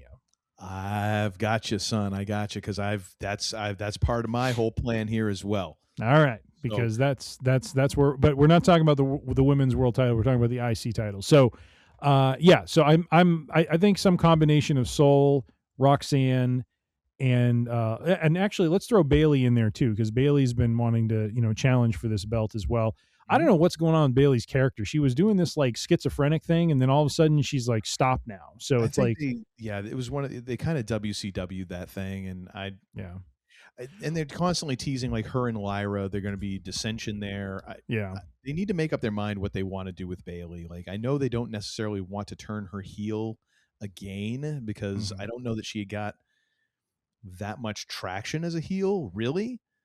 I mean, she kind of had the damage control thing, but even then, it was almost like she was more annoying than heelish, So I don't know what they're going to do there. I almost feel like Lyra would be more interesting as a heel. Like have her. I think they would. I mean, why not? Like you haven't pulled that. You haven't pulled that string yet. Why not? Got to have a good reason for it, though. Good reason. She turns on Bayley. Yeah, well, that's not enough of a reason just to turn on Bayley.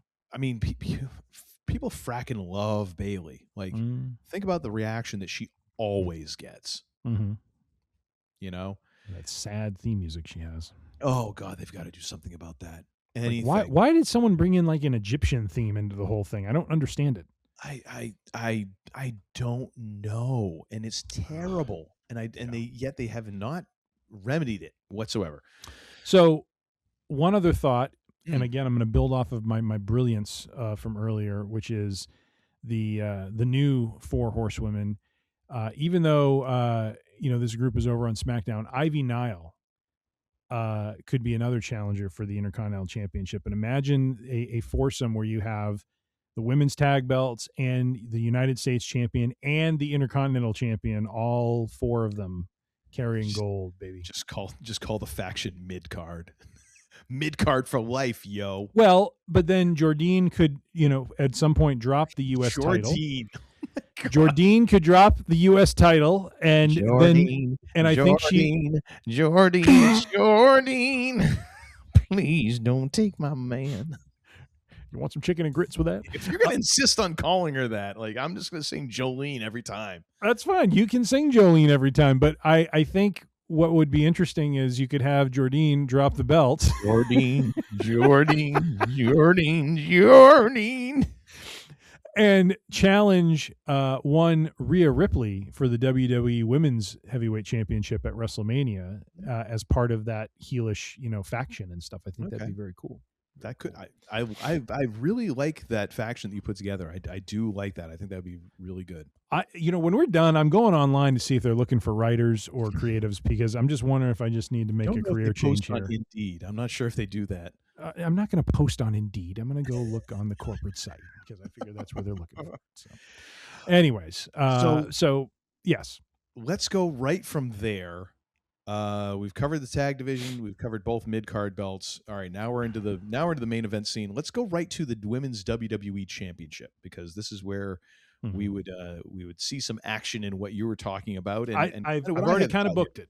Yep, I've already kind of booked it. Here's how I see it. You kind of laid out a little bit, but let's see if maybe some thoughts align here, being completely developed separately. So basically, Liv walks out of WrestleMania with the title. Sorry if I'm boring you. I don't mean to keep you awake here. No, I'm just getting tired. So Liv walks out of Mania with the title, and so after the release of her new music, Liv becomes increasingly egotistical and abusive to her Judgment Day counterparts. She basically, and this is going off of where we've been at, where she has not defended her title in, I think it's 50 days now. But there have been we're almost at 2 months of no title defenses. But basically, the way you'd get around this, and I think some of this was because of her injury, and just her taking some time off or whatever. But basically, the way you work this more sensically is she refuses opportunities for title defenses on the basis of being fatigued from personal appearances related to her new big music career. Instead, she throws Raquel and Roxanne into these matches in her place. So, I can't do it, but Roxanne could do that match. Raquel could do that match. And so now we start getting a little bit of like, I'm really kind of tired of this bullshit sort of thing from those two. We come up on 30 days without a title defense. Adam Pearce basically says she'll either take a match or forfeit the title. Liv accepts, and Pearce announces it'll be Liv versus Raquel on the main event of Raw. Raquel acts surprised, but she won't back out of the match. The match starts, and we get, you guessed it, Finger Poke of Doom 2 with Liv pinning Raquel for the win. Everybody is bullshit at this. Pearce comes down and is absolutely livid, ordering the match to be restarted and threatening to suspend both of them if there isn't an actual match. Liv wins due to shenanigans on behalf of Roxanne. So Raquel is now somewhat betrayed. Raquel goes on to enter the Queen of the Ring and wins, selecting Liv. Raquel wins at Money in the Bank, officially leaving, so there'd be Money in the Bank, wins at Money in the Bank, officially leaving the Judgment Day and starting her babyface run. So Raquel would then go on to become the surprise 5th member of the Women's Survivor Series match after an injury to another participant, and she basically spends about 5 minutes flinging Liv around the cage to the delight of everyone. What do you think? I like it. I knew you would. like it. You've got a streak of hatred about a mile wide for Liv Morgan. I know it. I would love to see her get ragdolled and thrown around. So no, I think that's that works. I mean, ultimately, my booking is ending Liv Morgan's run at the top and burying her at the bottom of the card because I just can't stand her. So. I don't think she definitely doesn't deserve to be buried at the bottom, but there is I'm being facetious, of course. You don't, well, no, and I get what you're saying, but there is to kind of go back to where you've been at with Liv. I totally concede there is a ceiling to where she is if you don't have a compelling opponent and a storyline with it. Like, she's not the kind of person who can hold a title and just make it interesting because she's holding the title. She just isn't that character. Who is she defended against? No one. No, she's becoming like Jade Cargill, where apparently she's holding the belt and not defending it at all. Which, I mean, depending on what the circumstances are behind the scenes, we don't know. But it appears there's just a creative desert of like, well, what do we do with these folks? And who knows? You and I should go up there and we will set things right. We will book in a way that will draw the masses. Reason why she's not defending the title, and that can be compelling. It adds a little juice to her character. But right now, she's just the and it's like, okay, that's cool, but there's no reason for it. Yeah, right now there's no juice to this thing. So yeah, and I think Raquel is primed at this point. People want to cheer for her. People are digging her since she started, and I think it's pretty well found at this point. And I think she's even acknowledged it, like taking Kevin Nash's advice and like embracing being a bigger wrestler and wrestling that way. Like, people are kind of digging her, and they're waiting for her to turn babyface so they can cheer her. You can kind of feel it, and she has to go out of her way to be the dastardly heel because people are like, come on, we want to cheer her. She's kind of cool now. We like kind of dig her. Yeah. So if it's coming down to Roxanne or Raquel making the face turn, I'm going to go with Raquel. I think it's the easiest one to go with, and I think Roxanne, they already played up, oh well, maybe she's going to turn face, and she didn't. Okay, fine. Now she's cast her lot with Liv. I can live with that. And they make a good pairing. And if you take the title off of Liv, okay, Liv and Roxanne as a tag team, I could see that. That could be interesting. And it's not like she hasn't done that before. She's been in tags before. So, okay, give her a little time away from the main event scene. Let Raquel have her chance, I think that could be very interesting. I think so too. My thoughts on it are have basically build to a rematch with Stephanie at SummerSlam, because Stephanie, I assume, would be healed up by then. and and then basically have Liv retain through shenanigans. But what they need to be doing is sowing the seeds of discord with Raquel, and like you said, they're starting to do that with the Queen of the Ring thing a little bit. Where my head kind of goes is having Raquel compete in Money in the Bank and winning that.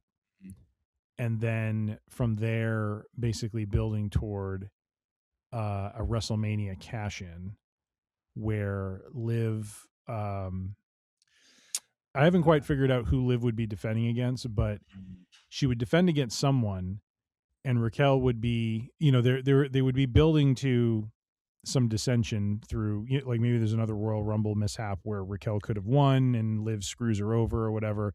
But there's stuff that builds up to the point where Raquel still accompanies her down to the ring for her WrestleMania title defense, and Liv wins.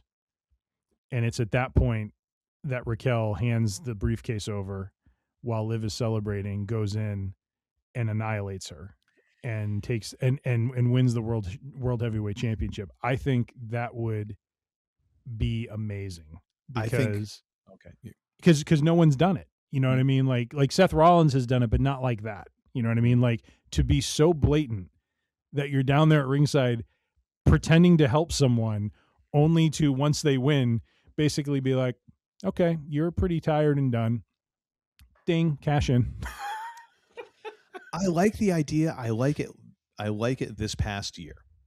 I don't like waiting until next year for that. I feel like we've already diddled around with this enough. Like you're either going to pull the trigger now or you're not going to pull it because you got to move on. I don't love the idea of Liv holding the title between now and WrestleMania. I think you've got, if you're going to do something with Raquel, I think you got to do it sooner rather than later. That's why I like the idea of her winning Queen of the Ring, because she should be able to just tear through these other. But see, there's opportunities where they could. I mean, there is that where if Liv wins it because she wants to challenge to try to become the champ, and I have a feeling they're going to go a route where she screws Raquel over, and it's not just during this. It's like there's going to be other opportunities down the line where she, accidentally causes something to happen where Raquel would be positioned to challenge her or challenge for the other women's championship, and oops, something happens. And like, to me, like doing that over and over again gets the crowd really riled up to see something happen, and maybe that to me would be kind of interesting to like. I understand it's a long time to go between now and WrestleMania, but I don't know. It just feels like it's either that or the Royal Rumble. Like there's got to be a big venue where she, PLE, where Raquel pulls shenanigans on her and the crowd goes absolutely apeshit, because that's what's going to make this whole thing. Yeah. Because you're basically imploding all those years of partnership finally, and you've got to do it on a big stage. You can't do it on Raw. You can't do it on Saturday Night's Main Event. You got to do it on a big stage. So it's got to be something going into next year's WrestleMania season, in my mind, at least. Yeah, I'm. See, the thing is, I like your idea. I am so done with the Judgment Day. I'm so done with all of this stuff. I just want it to be over and to move on to something else. Yeah. So I'm totally shaded by that. I mean, she could screw her out of Royal Rumble. She could screw her at Elimination Chambers. I mean, there's so many opportunities along the way that Raquel comes this close. I mean, it's almost like the reverse of what we talked about with Mello and Trick, right? It's like so many times she comes this close, and Liv inadvertently causes problems to happen. Yeah, that she I just feel like trouble. Dude, I've got to say one thing, like, and I, for the purposes of your booking scheme here, fine. I think that the whole King and Queen of the Ring thing is kind of bullshit this year because, in my opinion, one, if you hold a championship belt, you should automatically be excluded from this tournament. Yes. You've already got something going on. I agree. Like, I 100% agree. should not even be in the picture. And if it's going to be a tournament, make it an actual tournament and not like one quick round where then we get to the semifinals right away. Like, this should, if it's really a meaningful tournament, we should have a series of matches and go through this thing and get down to the, like, over a series of weeks, get down to finally the semifinals and all that stuff. Like, this whole, like, the fatal 4-way for the first round is just, it's like, well, then why bother? Just pick those winners and make it an, what would then be a 1, 2, 3, 4-person tournament or whatever. Like, just what's the point? Or at least make them elimination style. Make it a little bit more interesting that way. Like a 4-way dance where it's like, okay, now that person's eliminated. Now that person's eliminated. Now that person's eliminated. Instead of just like first pin wins it. Like, well, who gives a damn? Like, how serious are you actually about this thing? Yeah. That stuff pisses me off about and it's what makes King of the Ring, Queen of the Ring, like such a, not even a JV. It's friggin' practice squad, dude. It's not even like who actually cares about who the King of the Ring is? Like, what, Gunter wasn't he the King of the Ring like last year? Yes. Before that, wasn't like Xavier Woods? Wow, worked out well for him. Like, who cares about these things? Well, I like the there's no oomph to it whatsoever. Well, and it's in the presentation. I agree. Like, I do not like the fact they're not doing a tournament. I think what has always made that title, or that, whatever you want to call it, award, so fun for me is I always enjoy seeing tournaments play out because they're just interesting. There's different pairings. You're not sure who you're going to see, and I think what was really interesting is when they attached a world title shot to whoever wins it, because that to me was like what you just said was spot on, especially in this day and age. No one cares about someone getting the title of King of the Ring. Like, who cares? It means nothing. It's about as useful as that massive title you win at whatever it is, Crown Jewel or what that we only care about for like 1 week per year. But to now say the winner of this gets a world title shot, like what I wish they would do is treat it more like an opportunity for an up and comer to earn a title shot similar to Royal Rumble. And to your point, champions should be disqualified from it. They should not participate in it. You should have talent like Javon Evans and others who squeak out wins in these matches and work their way into a finals, because you can create a lot of drama through that on, is he going to earn a shot at, Cody Rhodes, or is he going to earn a shot at, Roman Reigns? Like, you see these matchups that just feel like they would never normally happen. They could happen, and they'd be very interesting. Oh, here's a thought for you to add to your thing, because I think you're dead on, right? There should be a play-in bracket in NXT. Yes. Yep. There should be a play-in bracket, and you wind up with 2 entrants for each one. There's this one spot in the field of 16. 2 of those spots come from NXT on the men's and the women's side. And then you have the possibility of the Cinderella story. Yes. Of this schmuck coming out of nowhere from NXT, and you could even make it like someone who is like one of the newest people on NXT. And you think like, okay, this person is the person. What if they make a deep run? And of course they lose, and like this, you're not going to have them win the King of the Ring. Of course not, Queen of the Ring. But what if they make a deep run? Yes. Now, how does that launch them when they go back to NXT? Yes. You know, stuff like that. Like, that would be compelling.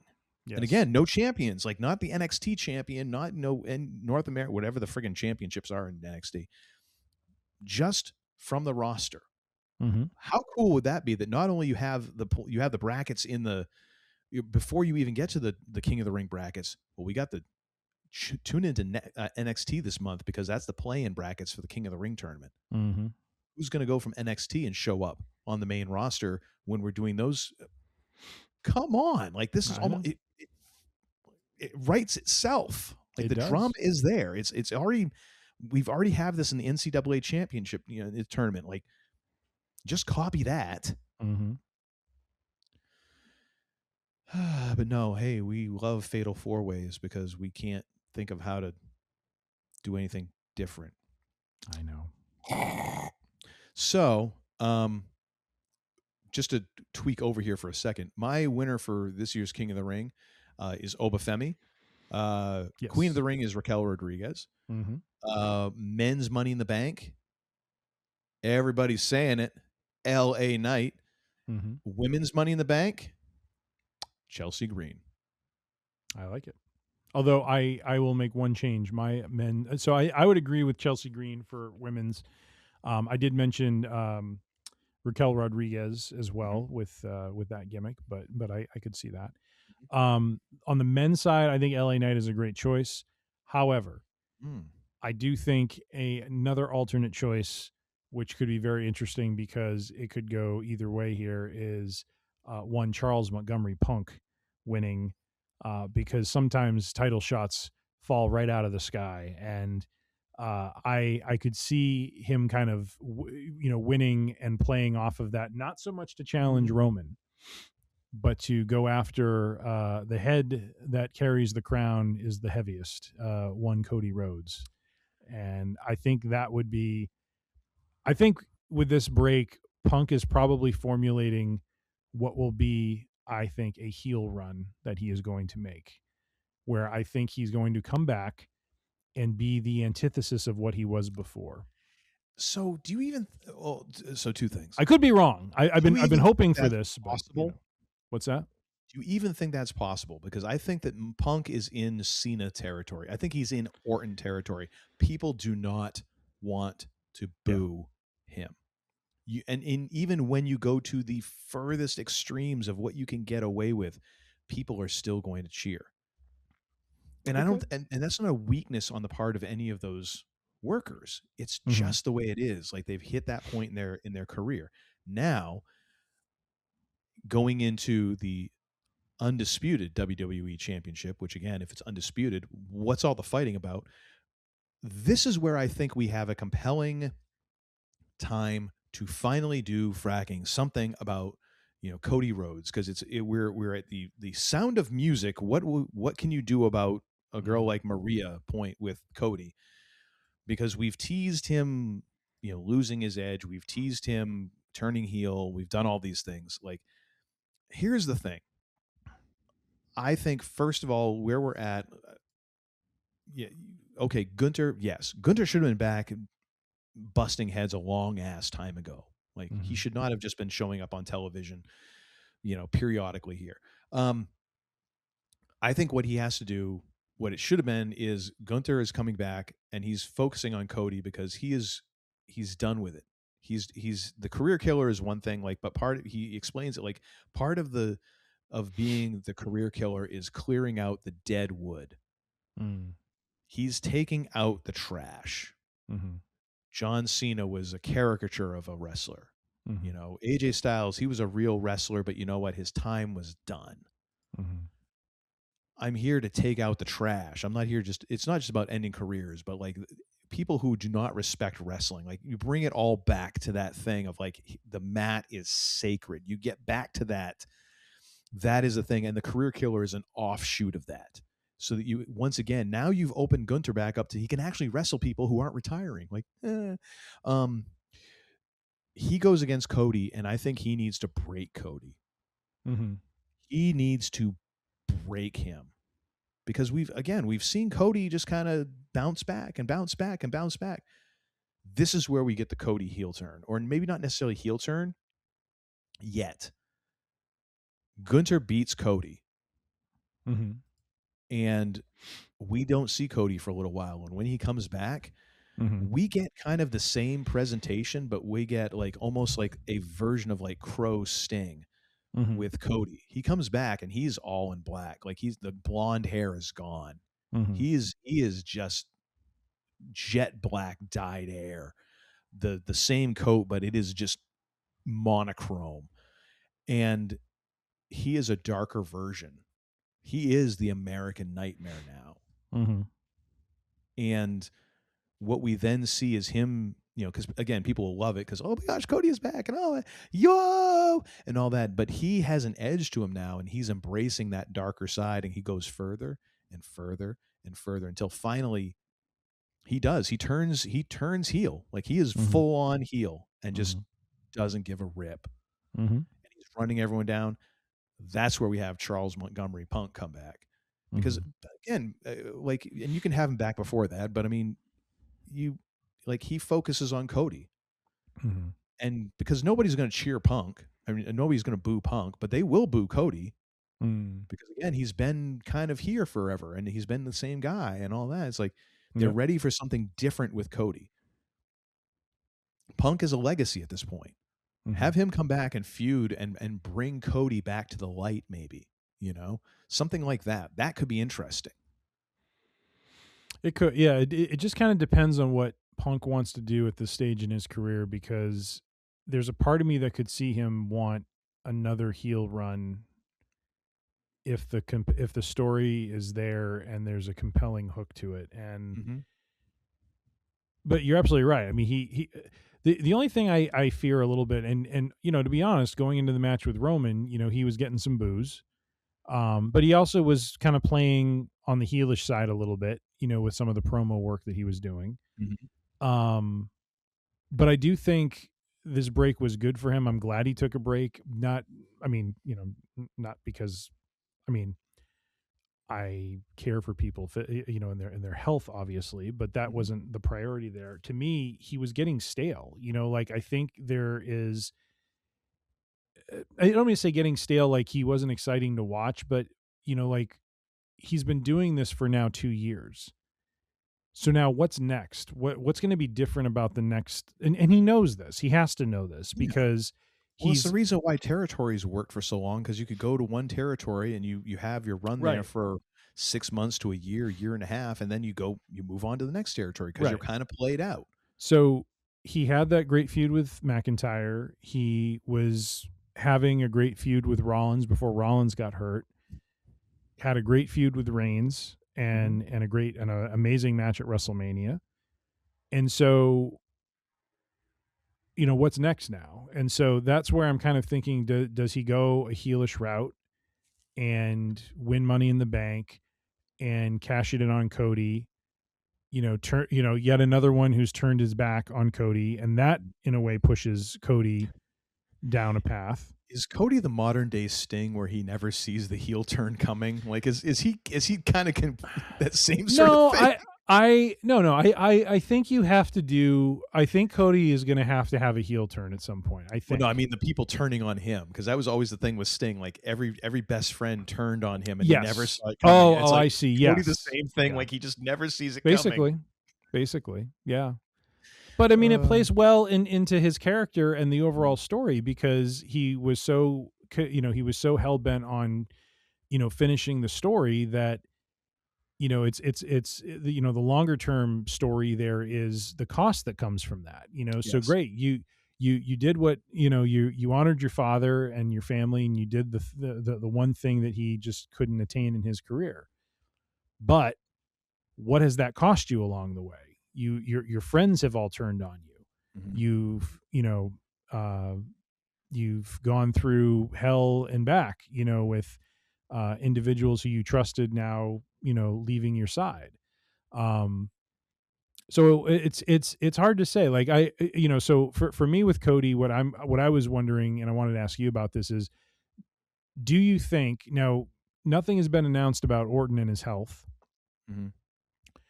but do you think we have a SummerSlam rematch of sorts where it's just Orton versus Rhodes without McAfee, without all the other crap? God, I hope not. Because otherwise it's like, this is going to be the second year that that Cody's had a main event with someone, and he got punt kicked in the head and had that, just god awful swollen eye from it. Oh, yeah. But nothing came of that. Nothing came of that. Well, yeah, but here's the thing, and it feels like there's this loose end with Orton that deserves to be closed. And I'm kind of thinking, like, if Orton finagles his way into a title shot at SummerSlam, and Orton beats him, Orton can't go. That's the thing. Like, I know it'd be great. It'd be great if Orton could come back and give you 6 months where you can complete this cycle of a story, and Orton rides off into the sunset, and that is his swan song. Orton cannot go anymore. Like, he just can't. Mm-hmm. And this is like he had every chance to rest himself up physically, and it still has knocked him out for how long now? Like it would be great, but sometimes like you do not get the exit that you want. It's life, man. Like it sucks. You don't always get to take the off ramp that you'd like. Sometimes the car just breaks the F down on the side of the road. And unfortunately, I think that's where we're at with Orton. I don't even know that he's at a point now where he can have like that one last match. Maybe he can, but if he does, it's going to have to be something that is in many ways just built totally on promos and is built around him making it through that one match. And even then, well, okay, cross your fingers, because who the frig knows? So if it's not Orton challenging Rhodes for the championship because you don't know that he can go, if you were to book it where he beats him, you don't know how much, highway how much mileage you're going to get out of him, right? So kind of playing on the Gunther thing. So Cody survives Gunther a second time, pissing Gunther off. So at SummerSlam, do we have Gunther hurting Cody by retiring Randy Orton? He challenges Randy Orton to he gets Randy Orton to come back and face him, and it is a career-ending match because nothing would hurt Cody more than to see his friend and mentor, even though they had whatever they had earlier this year, have his career cut short because of what the state he's in, of course. Yeah. I think it'd be kind of interesting. I think you could do it without And then Cody. It's that one last match like you just talked about. I think you could do it without Cody. You could actually have Randy come out on Raw and announce that he's done. I'm done. Like I cannot physically do it anymore. I would love to. He's like, he could say, I'd love one more run at the championship. I'd love this and that. And you could have Gunther come down and be like, we had those matches because he had a program with Randy, and maybe we get that you could build it there. You don't need Cody involved. If you want to pull Cody in and have Cody in his corner, and maybe that's what it comes down to. Like maybe Randy Orton's swan song is that Gunther puts him in the sleeper, or he puts him in some other, not the sleeper where he's going to pass out. He puts him in some other type of submission move where Randy is in utter pain and Randy won't give up. It's the Apollo, Drago thing. Oh, right. And what if Cody throws in the towel for him? Like he can't bear to watch it. And like Randy doesn't actually lose. Cody, and then you could spend.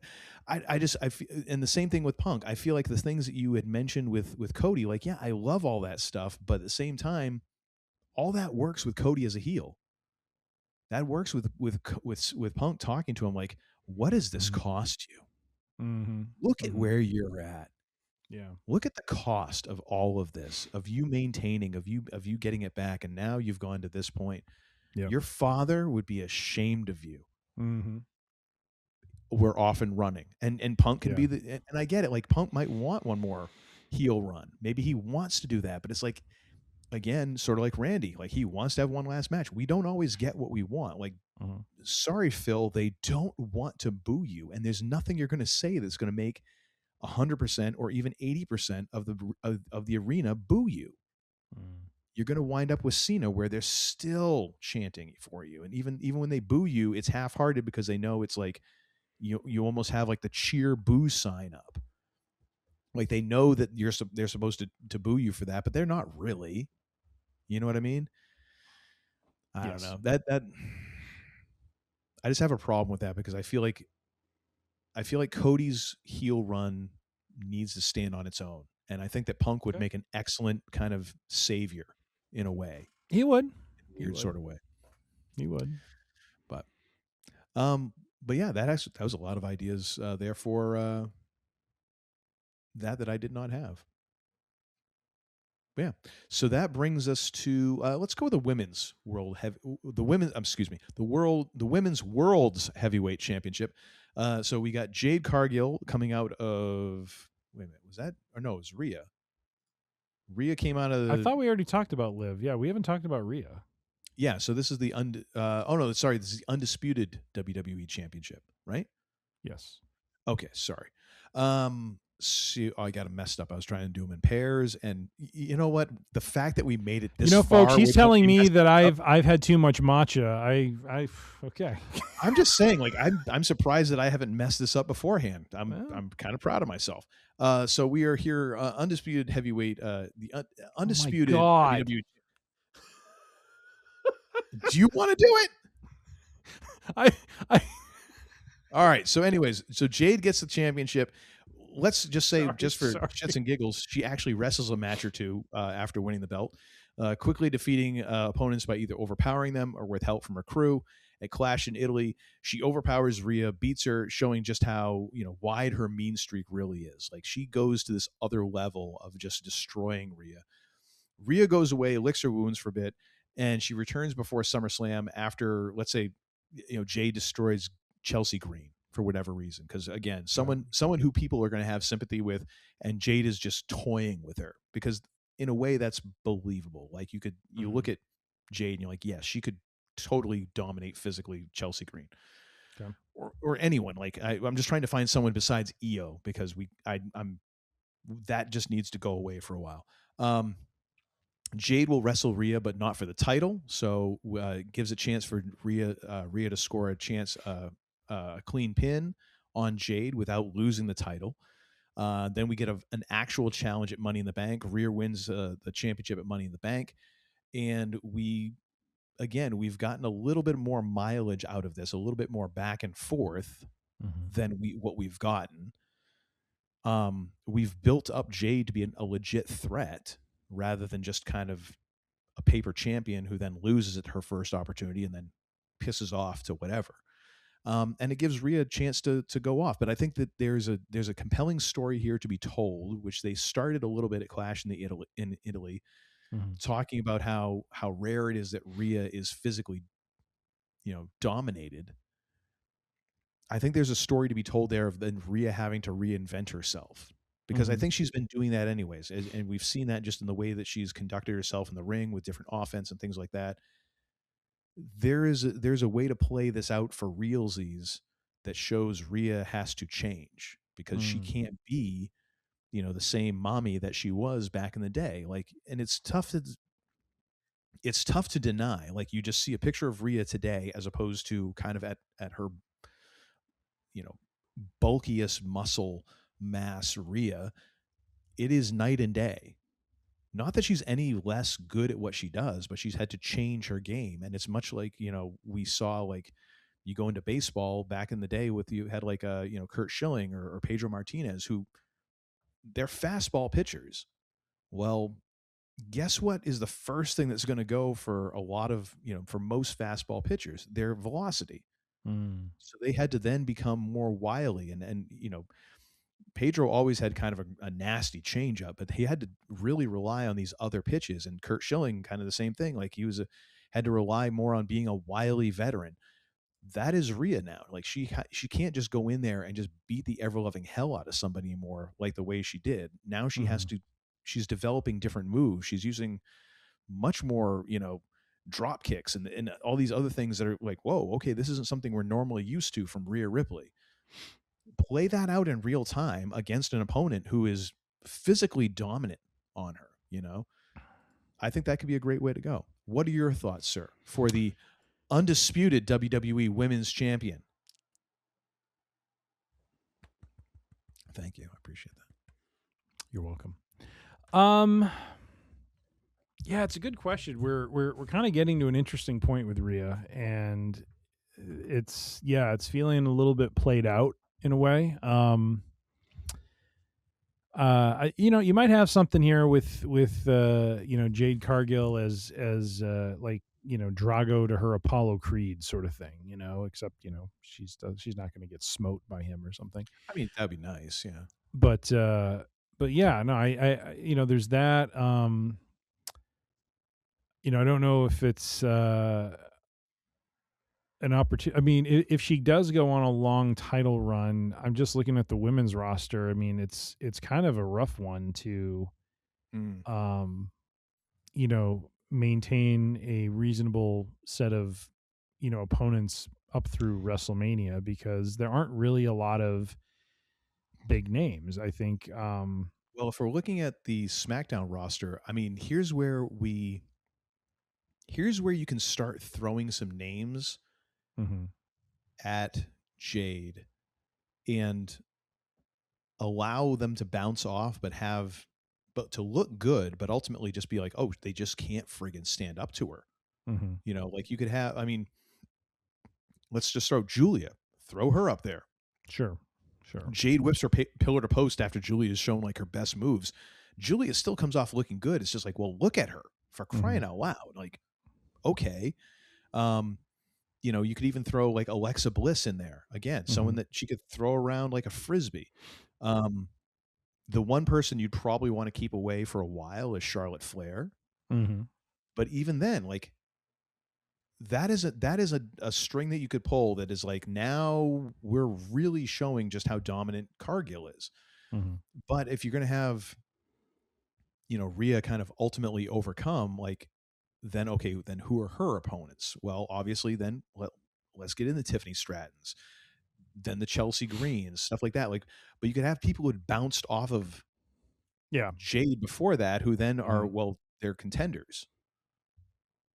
Gotcha. Well, I like your idea with Jade. I'm going to go in a slightly different direction. Okay. And the reason is basically what I'm booking toward is, again, to fulfill the earlier booking decision I made with my faction, is to position a Jordynne Grace. Jordynne. Please don't take my title. Is to position a Rhea Ripley versus Jordynne Grace women's I'm good with it. That'd be undisputed awesome. WWE champion match. Where Jordynne would go over and start her heelish title reign, which I think would launch us into the next 2027 season of wrestling. I think that. Well, I think that would be best served as a Mania match. Well, right. That's even what a Backlash match like that. That would be the bounce back. Like maybe Rhea barely manages to retain at WrestleMania. No. And then no. Hear me out. Like, you could have Rhea kind of, again, if we're mixing our booking here. Like, my part of it is Rhea is kind of rebuilding her arsenal, so she is squeaking out victories. Let's just say maybe she goes against Jade again for Mania. That's the big blow off, and finally we settle this thing. Then at Backlash, she's just beaten the hell up from the last 4, 5, 6 months of this. Jordan comes in and just waylays her, because now you've got someone who is a powerhouse, but who also, just kind of catches her at the right time, and bam, now Jordynne Grace is your, WWE Women's Champion. I would like to book her to win at WrestleMania, though. That's my whole thing. So could be. I'm booking in that direction. Now, in the meantime, Rhea could have an interesting feud with Chelsea Green. I think that would be interesting. Chelsea deserves it. She does. She should be in that conversation. She's done enough work in making other people look good. I like your idea of, having a kind of a mini SmackDown feud with Julia. I don't think Julia would be enough of a draw for a PLE. Just doesn't hit me that way.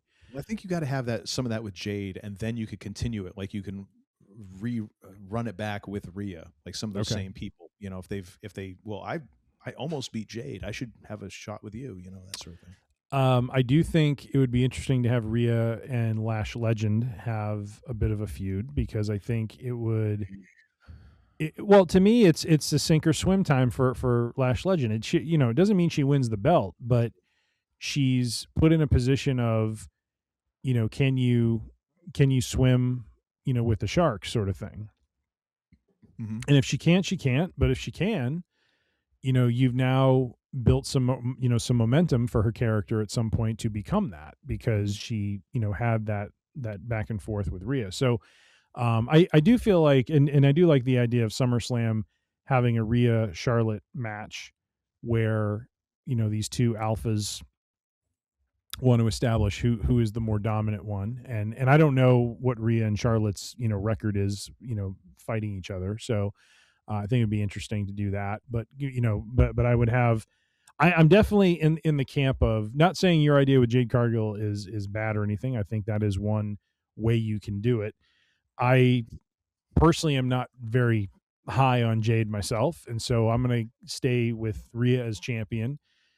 Have her victorious over Charlotte. Have her, like I mentioned, have these feuds with Chelsea, with Julia, with maybe even Alexa, Lash, but then get to WrestleMania season, and she now has to contend with the head of this group that is running roughshod over SmackDown, and that is Jordynne Grace. And so Jordynne.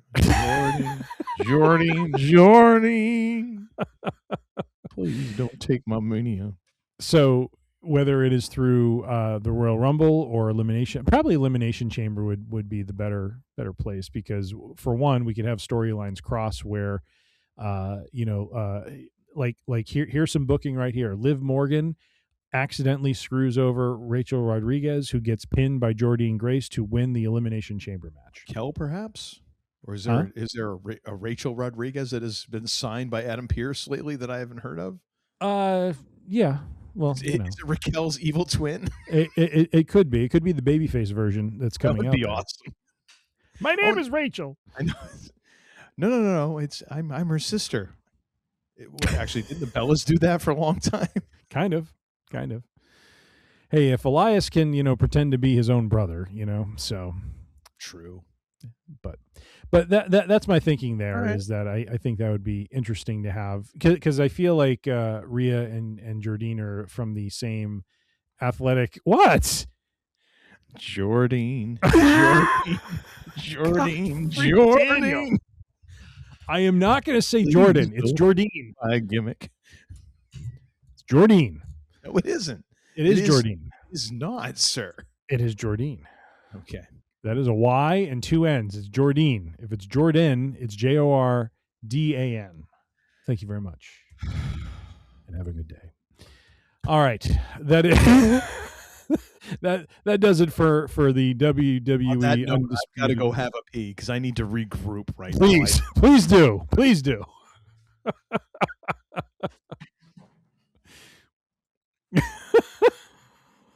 A few minutes later. All right. Well, as astute listeners and viewers will note, we've kind of neglected one area of our booking, and I've been saving this one for last. Yeah, don't hold up your proctologist finger on me. The men's World's Heavyweight Championship. As we all know, Roman Reigns walked out of WrestleMania with this belt. So here's how I would do this. After Mania, Punk returns to Raw for the speech that he had, which was, Roman was the better man, all this blah, blah, blah. Instead of Cody interrupting, however, Roman comes to the ring. In spite of trying to be humble and admit that Roman was the better man, Roman's ego gets the better of him, and he sucker punches Punk and leaves him laying. So therefore, we then get Punk challenging Roman to a rematch for Backlash. Okay. At Backlash, Punk has the upper hand. He's about to beat Roman. He's on his 15th, go to sleep. When Jacob Fatu interferes on Roman's behalf, causing him to retain. Confusion afterwards as Roman does that confused look that he does for everything. Fatu basically destroys Punk to the point where Punk is carried out on a stretcher. Which now gives Punk his time off. So he has to work an extra month, but we're going to make it up to him on the back end. Don't worry about it. Right. The Raw after Backlash, this is where Roman comes down. He's not sure what the hell is going on. Fatu challenges Roman.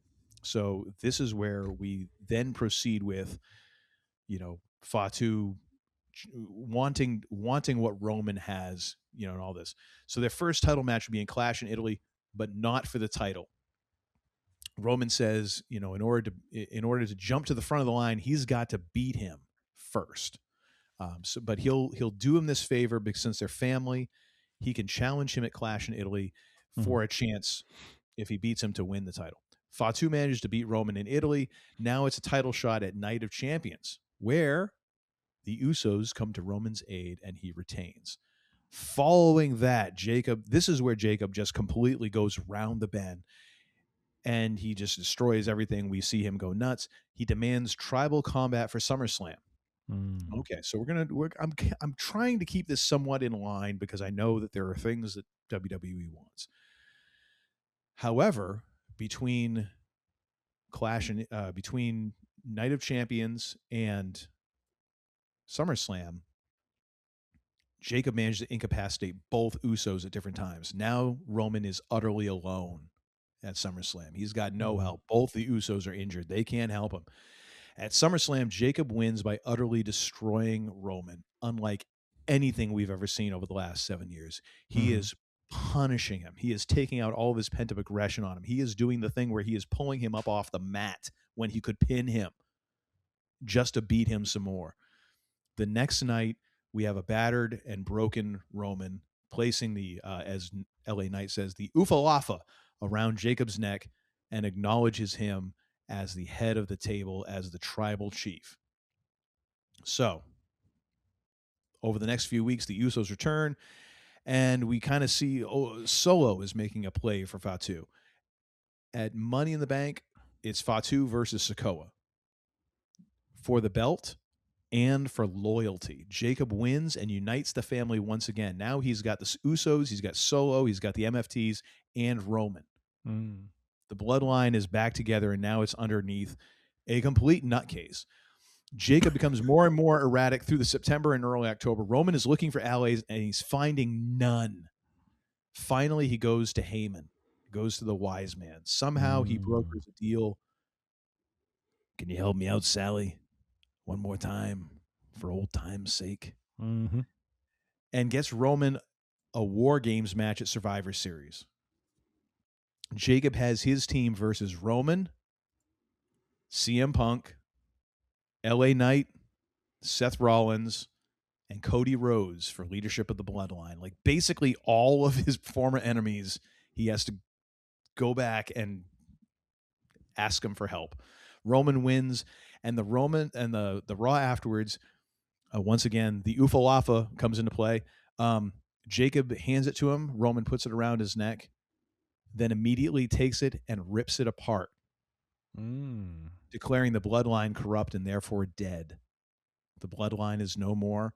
He releases everybody to their own family, to their own destiny. This is it for the bloodline. Okay. And scene. And what do you think, sir? When does this happen? At Survivor Series or WrestleMania? Survivor Series. No, we're ending this. Because Survivor Series would then allow you to have a team versus team match in a cage, the only escalation possible after I see. Going through all this stuff. So it all culminates with Roman dissolving the bloodline, basically. Yes, because he's now seen both sides of it. He's seen it from different angles. Like he was the head of the table. Okay. He got beat. He saw it dissolve. He brought it back together. He saw Solo doing his thing. He saw Jacob corrupt it. And now it's like, this has to end. Yeah. This can no longer be a thing. Like the Ulafala head of the table, like, we are no longer ruled by a tribal chief because it's only leading to terrible things. You tell me, sir. Is this not a satisfactory way to finally get us out of this friggin' never-ending vicious circle that we seem to be in? Is that the point of your booking? Is to end the bloodline? Is that what yes, because we keep going back to it. Like, you need to find a way to resolve this. So now it's like it's not even an option anymore. Where can we go in this new? I have an idea. Okay. So I do very much like this idea. It is intriguing. It is compelling. I think it has merit. All right. But where I was going to go is I would play out things as they have gone since WrestleMania, with Punk just kind of disappearing. I wouldn't have Jacob. I do like the idea of Jacob. Does that not bother you though? Like Punk just like after everything just walks off. Like, does that not bug you a little bit, just knowing Punk's character? Is it make you feel a little, I don't know, feel like he's a bit of a heel? I feel a little loosey, honestly. Could be. Well, but not heelish, but it wasn't in a heelish way. Like, he just walked. It was just it's after all that, a I'm contradiction of what he was accusing Roman of. So that to me, is kind of by definition what a heel is. He's doing the very thing that he was proclaiming to not be, and now he's disappeared.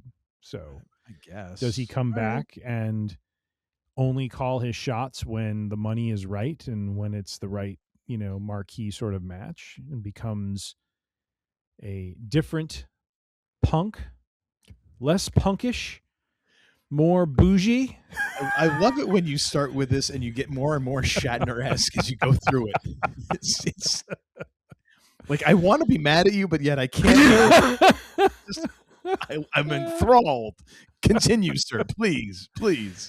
You want to be more bougie. Take it away. It's your shows. Although there is something intriguing about the idea of Jacob coming in and just annihilating Punk and putting him on the shelf. That at least, like you said, gives him a sympathetic reason. But again, that could be why he may come back not as a sympathetic figure, because he is becoming the very thing that he claimed to hate and to not be, and now he's turning into it. He's turning into the entitled legend, Charles Montgomery Punk. Excellent. But here's the thing. Would there be enough time? Is there enough runway left in the Punk career for him to then see the light? Yes. And to walk off a Of course. Really? Of course. We're dealing with a man who's had 2 tricep tears. I don't know if at a certain point you have it to be could be.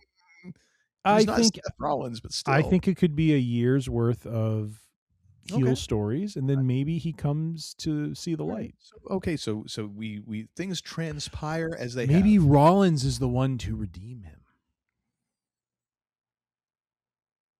Maybe.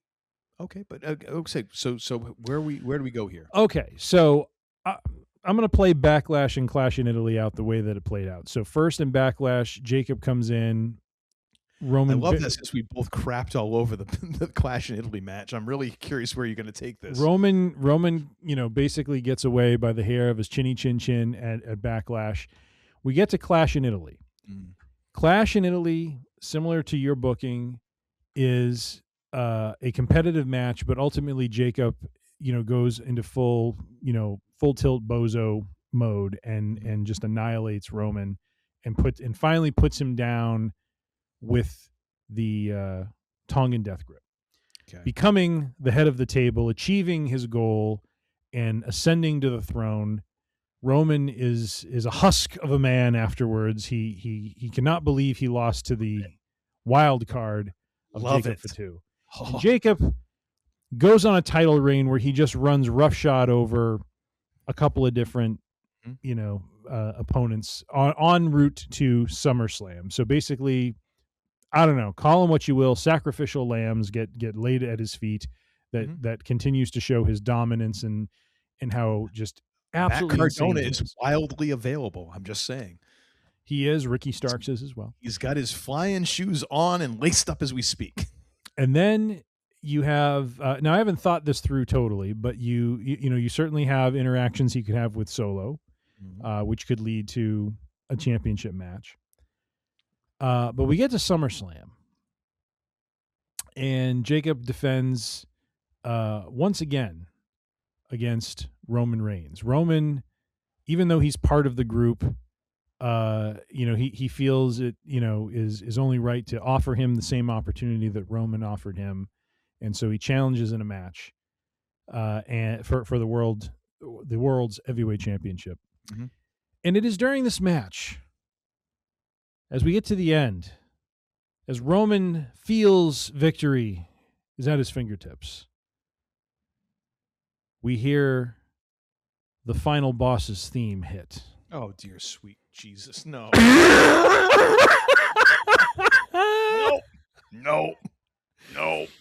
No. Final boss comes down. Shit. Roman loses, but Jacob gets down on a knee and holds the belt up to the final boss.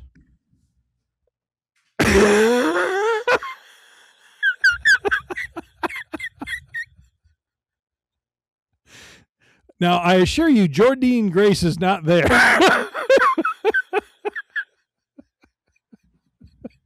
Yeah, go find the. I'm not even going to do it for that.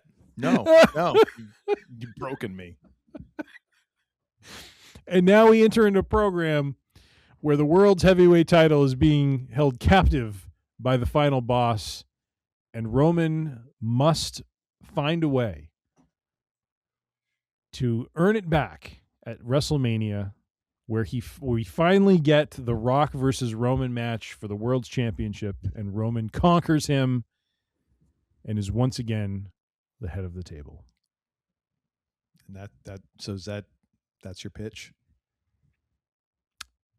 It was an idea. Oh, hang on a second.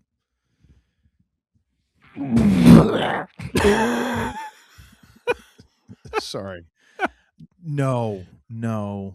You don't like it? Why not? I hate it. I hate anything that involves Dwayne at this point. Oh, come on. No, because he's going to go sideways. The first time he doesn't get the reaction he wants. We've seen it, like the way he disappeared, and No, I'm all about like the next wave of talent. That's why I think that like the idea of, again, I love, and it's not just because I have this friggin' thing for Roman being laid low. It's just because it's the most interesting, dramatic option. Because all he has been is the shot caller. Even when he's lost, he's still the shot caller. This is a person who needs to be laid and brought low. He needs to be, as you said, a husk of a man in order to become interesting, so that he can become something else. Because otherwise it's like we just keep getting this repetition. Like he never hits rock bottom. Yeah. Like he never hits bottom. He just kind of like, he goes underwater for a little bit, enough for his Grecian formula, hair to like pop back up. It's like there's no drama there. There's no drama in someone who's like their life gets a little worse, but then it gets better. Like, well, who gives a shit about that? Like, I want to see someone just go to the depths. But and maybe then I'll amend this, and maybe this happens more at Royal Rumble or something like that. But so you have like a good 6-month period where he suffers, and Jacob reigns supreme. And so you build, because here's the thing that I'm upset about right now is Jacob Fatu is like a shell. Like his character went from 2 months ago being like this hot, like the hottest thing in wrestling, where it's like, holy crap, like this guy's going to beat the holy hell out of Roman, to now just being this placated, he's placating, Well, and they're it's just like, they're trying to do Jey Uso version 2, and it's like, well, you didn't need to do that. You tried this with Jay and it didn't work. Yep. You didn't even need to do it with Jacob because people liked Jacob, but now you're forcing him into this subservient role where then you're going to try and relaunch him, and it's like you're pissing away all the goodwill that you had from the fans beforehand in order to get to this position, because this is what you've decided. Like, it doesn't make any sense. And that being said, excuse me, Jimmy Uso is the one who gets the push coming out of this. There's no more main event Jey Uso. Jimmy Uso, who knew, is the guy who can actually deliver a promo. Let's give him a chance, Sure. Now, the other way this could go is you could do a thing where, because I do want to give Jacob a lengthy title reign. You could do a thing at SummerSlam where Oba wins the King of the Ring, faces Jacob, and so now you have the Samoan Werewolf against the Ruler in this, who's enough Bozo Loco to actually out Bozo Loco the other. And in that match you could have Oba lose, but it is at the hands of Roman, because Roman does not want to see the next, Roman is like we've said, Roman's the key to Roman's character for the second half of this year is being laid low and rebuilding himself from a position of humility and defeat. And along the way, he is supportive of Jacob and, still harbors jealousy towards Oba. And so he helps Jacob defeat Oba, but that is all in service of a longer-term storyline of Oba eventually getting the title shot at WrestleMania. Maybe not against Jacob. Maybe it is against, Roman, retains or something like that, but or regains. Sorry, the title maybe at Royal Rumble or something like that. But we go into WrestleMania and we do basically a three-way dance between Jacob, Roman, and Oba. I don't know. I got a better one for you. How about What's this? that? So, playing along with my booking, yes, because in that booking, Roman doesn't win the championship for Survivor Series. He wins OTC status. Jacob's still the champion, so he can continue onward. Now Roman has just basically said, like, the head of the table is no longer a thing. The bloodline is no longer a thing. Everyone is free to their own destiny. So, in a way, this now, it has a calming effect on Jacob. Jacob is a different person now. He can actually, he's not a rabid dog like he's been. He now becomes more of the champion that we're all kind of hoping for. Oba is now the threat. Oba wins King of the Ring. I mean, not King of the Ring. Royal Rumble. He's going to challenge at WrestleMania Jacob. Where does this put Roman in this? So if Jacob is Rocky, Roman is Apollo. What happened in Rocky 4? Roman just can't quite let it go. He talks some smack to Oba, and now Oba is kind of talking a little bit back. He's going to put himself in that position. What is the gift that Roman could give here? He is going to lose to Oba in much the same way that Apollo loses. Like, he is going to be defenseless. He is just going to be taking punishment to the point where it is, like, painful. And we're going to see Roman fall. And now it's like, this is your fate. Oh, this is your fate, Jacob. He's coming for you. I think that could be an interesting, like, again, like, and then if Roman wants to keep coming back and he wants to, like, you can rebuild from there. But in a way, it's almost like it is a baby face thing. Like, he's taking the hit for Jacob. And he's showing, like, just, and in a way you could even have him counseling Jacob before, like, dude, you don't know, like, this dude is serious. Like, you are not ready for this. And in a way, like, he takes the hit to show Jacob, like, you've got to be ready for him. And that could be a huge main event right there. Even though these are two guys who, last year, were either of these on, either was Jacob or Oba? Oh, no, Oba was on Mania, but, like, they're both billed as, like, oh, possible Mania, but, like, this is your Mania main event. I don't know, that could kind of work. I kind of like it. I kind of like my Rock Roman idea. Dear God, no. Like, it's past. The time has passed. I don't think it has. I think it has. I think it could happen. Do we need to resuscitate King Kong Bundy for this as well? Possibly. Okay. So anyways, so that's how we see things shaking out. One more booking idea. Oh boy, here we go. CM Punk. Yes. No, I'm kidding. Let's wrap this up because I'm I ready think to fall so over.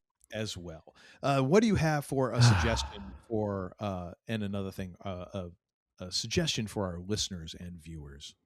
My suggestion is the album "Business as Usual" by Men at Work from 1981. I've been listening to this album over the last couple of days, last week or so. It has such hits on it as "Who Can It Be Now?" and "Down Under." How'd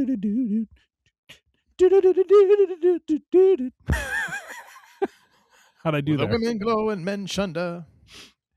Let's see. I Can See It in Your Eyes. Underground, Helpless Automation. People Just Love to Play with Words. Be Good, Johnny, as opposed to Johnny Be Good. And Touching the Untouchables, Catch a Star, and Down by the Sea. So I would highly recommend it if you are someone who likes to dabble in the 1980s and some of the musical stylings of that time. This album was very much representative of that and is a favorite of mine to listen to every now and then. So, Men at Work, Business as Usual is the album. Do check it out on Spotify or whatever your music streaming app of choice is. Sir, what saith you? I'm going to go with Coltrane's Sound, which is a 1964 album by John Coltrane. Nice.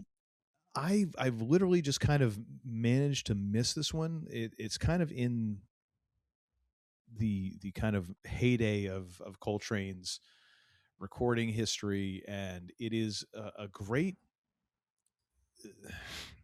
John Coltrane is, to me, one of those interesting characters who, like, he can be so stupidly melodic and gorgeous, and then he can just go way out where the buses don't run, just to almost prove a point of like trying to break what music is to show you what music could be.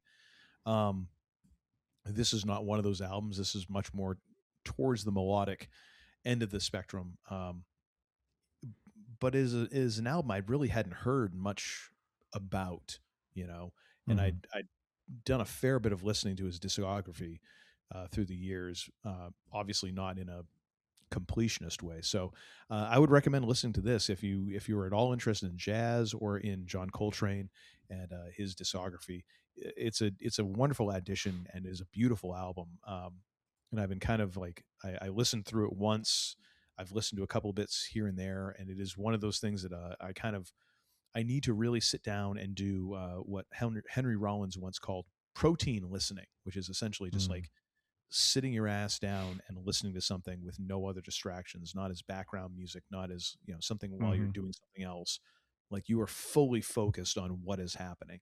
Yeah. I kind of need to do that for this because it definitely deserves that sort of attention. So yeah, check that out. I'm going to link it on Apple Music because that's what I've got, but check it out on whatever platform you happen to be on. And that, ladies and gentlemen, is it. That is our fantasy booking, and that is our show for today. Woo! Got through that one with no preparation, baby. Good on you, sir. Go to freerangeedc.com to find all of our audio shows. You can subscribe to the Podbean app. You can find all of our shows on Apple Podcasts, Pandora, Spotify, Amazon, or whatever podcast purveyor is yours of choice. You can find full video episodes on our YouTube channel. That is youtube.com/@freerangeedc. You can find us on the social medias, both on Instagram and Facebook @freerangeedc. Send a message to Tim@freerangeedc.com if you have any offers of Jordan. Please send me an email. You send him any thoughts, questions, concerns, or suggestions for shows.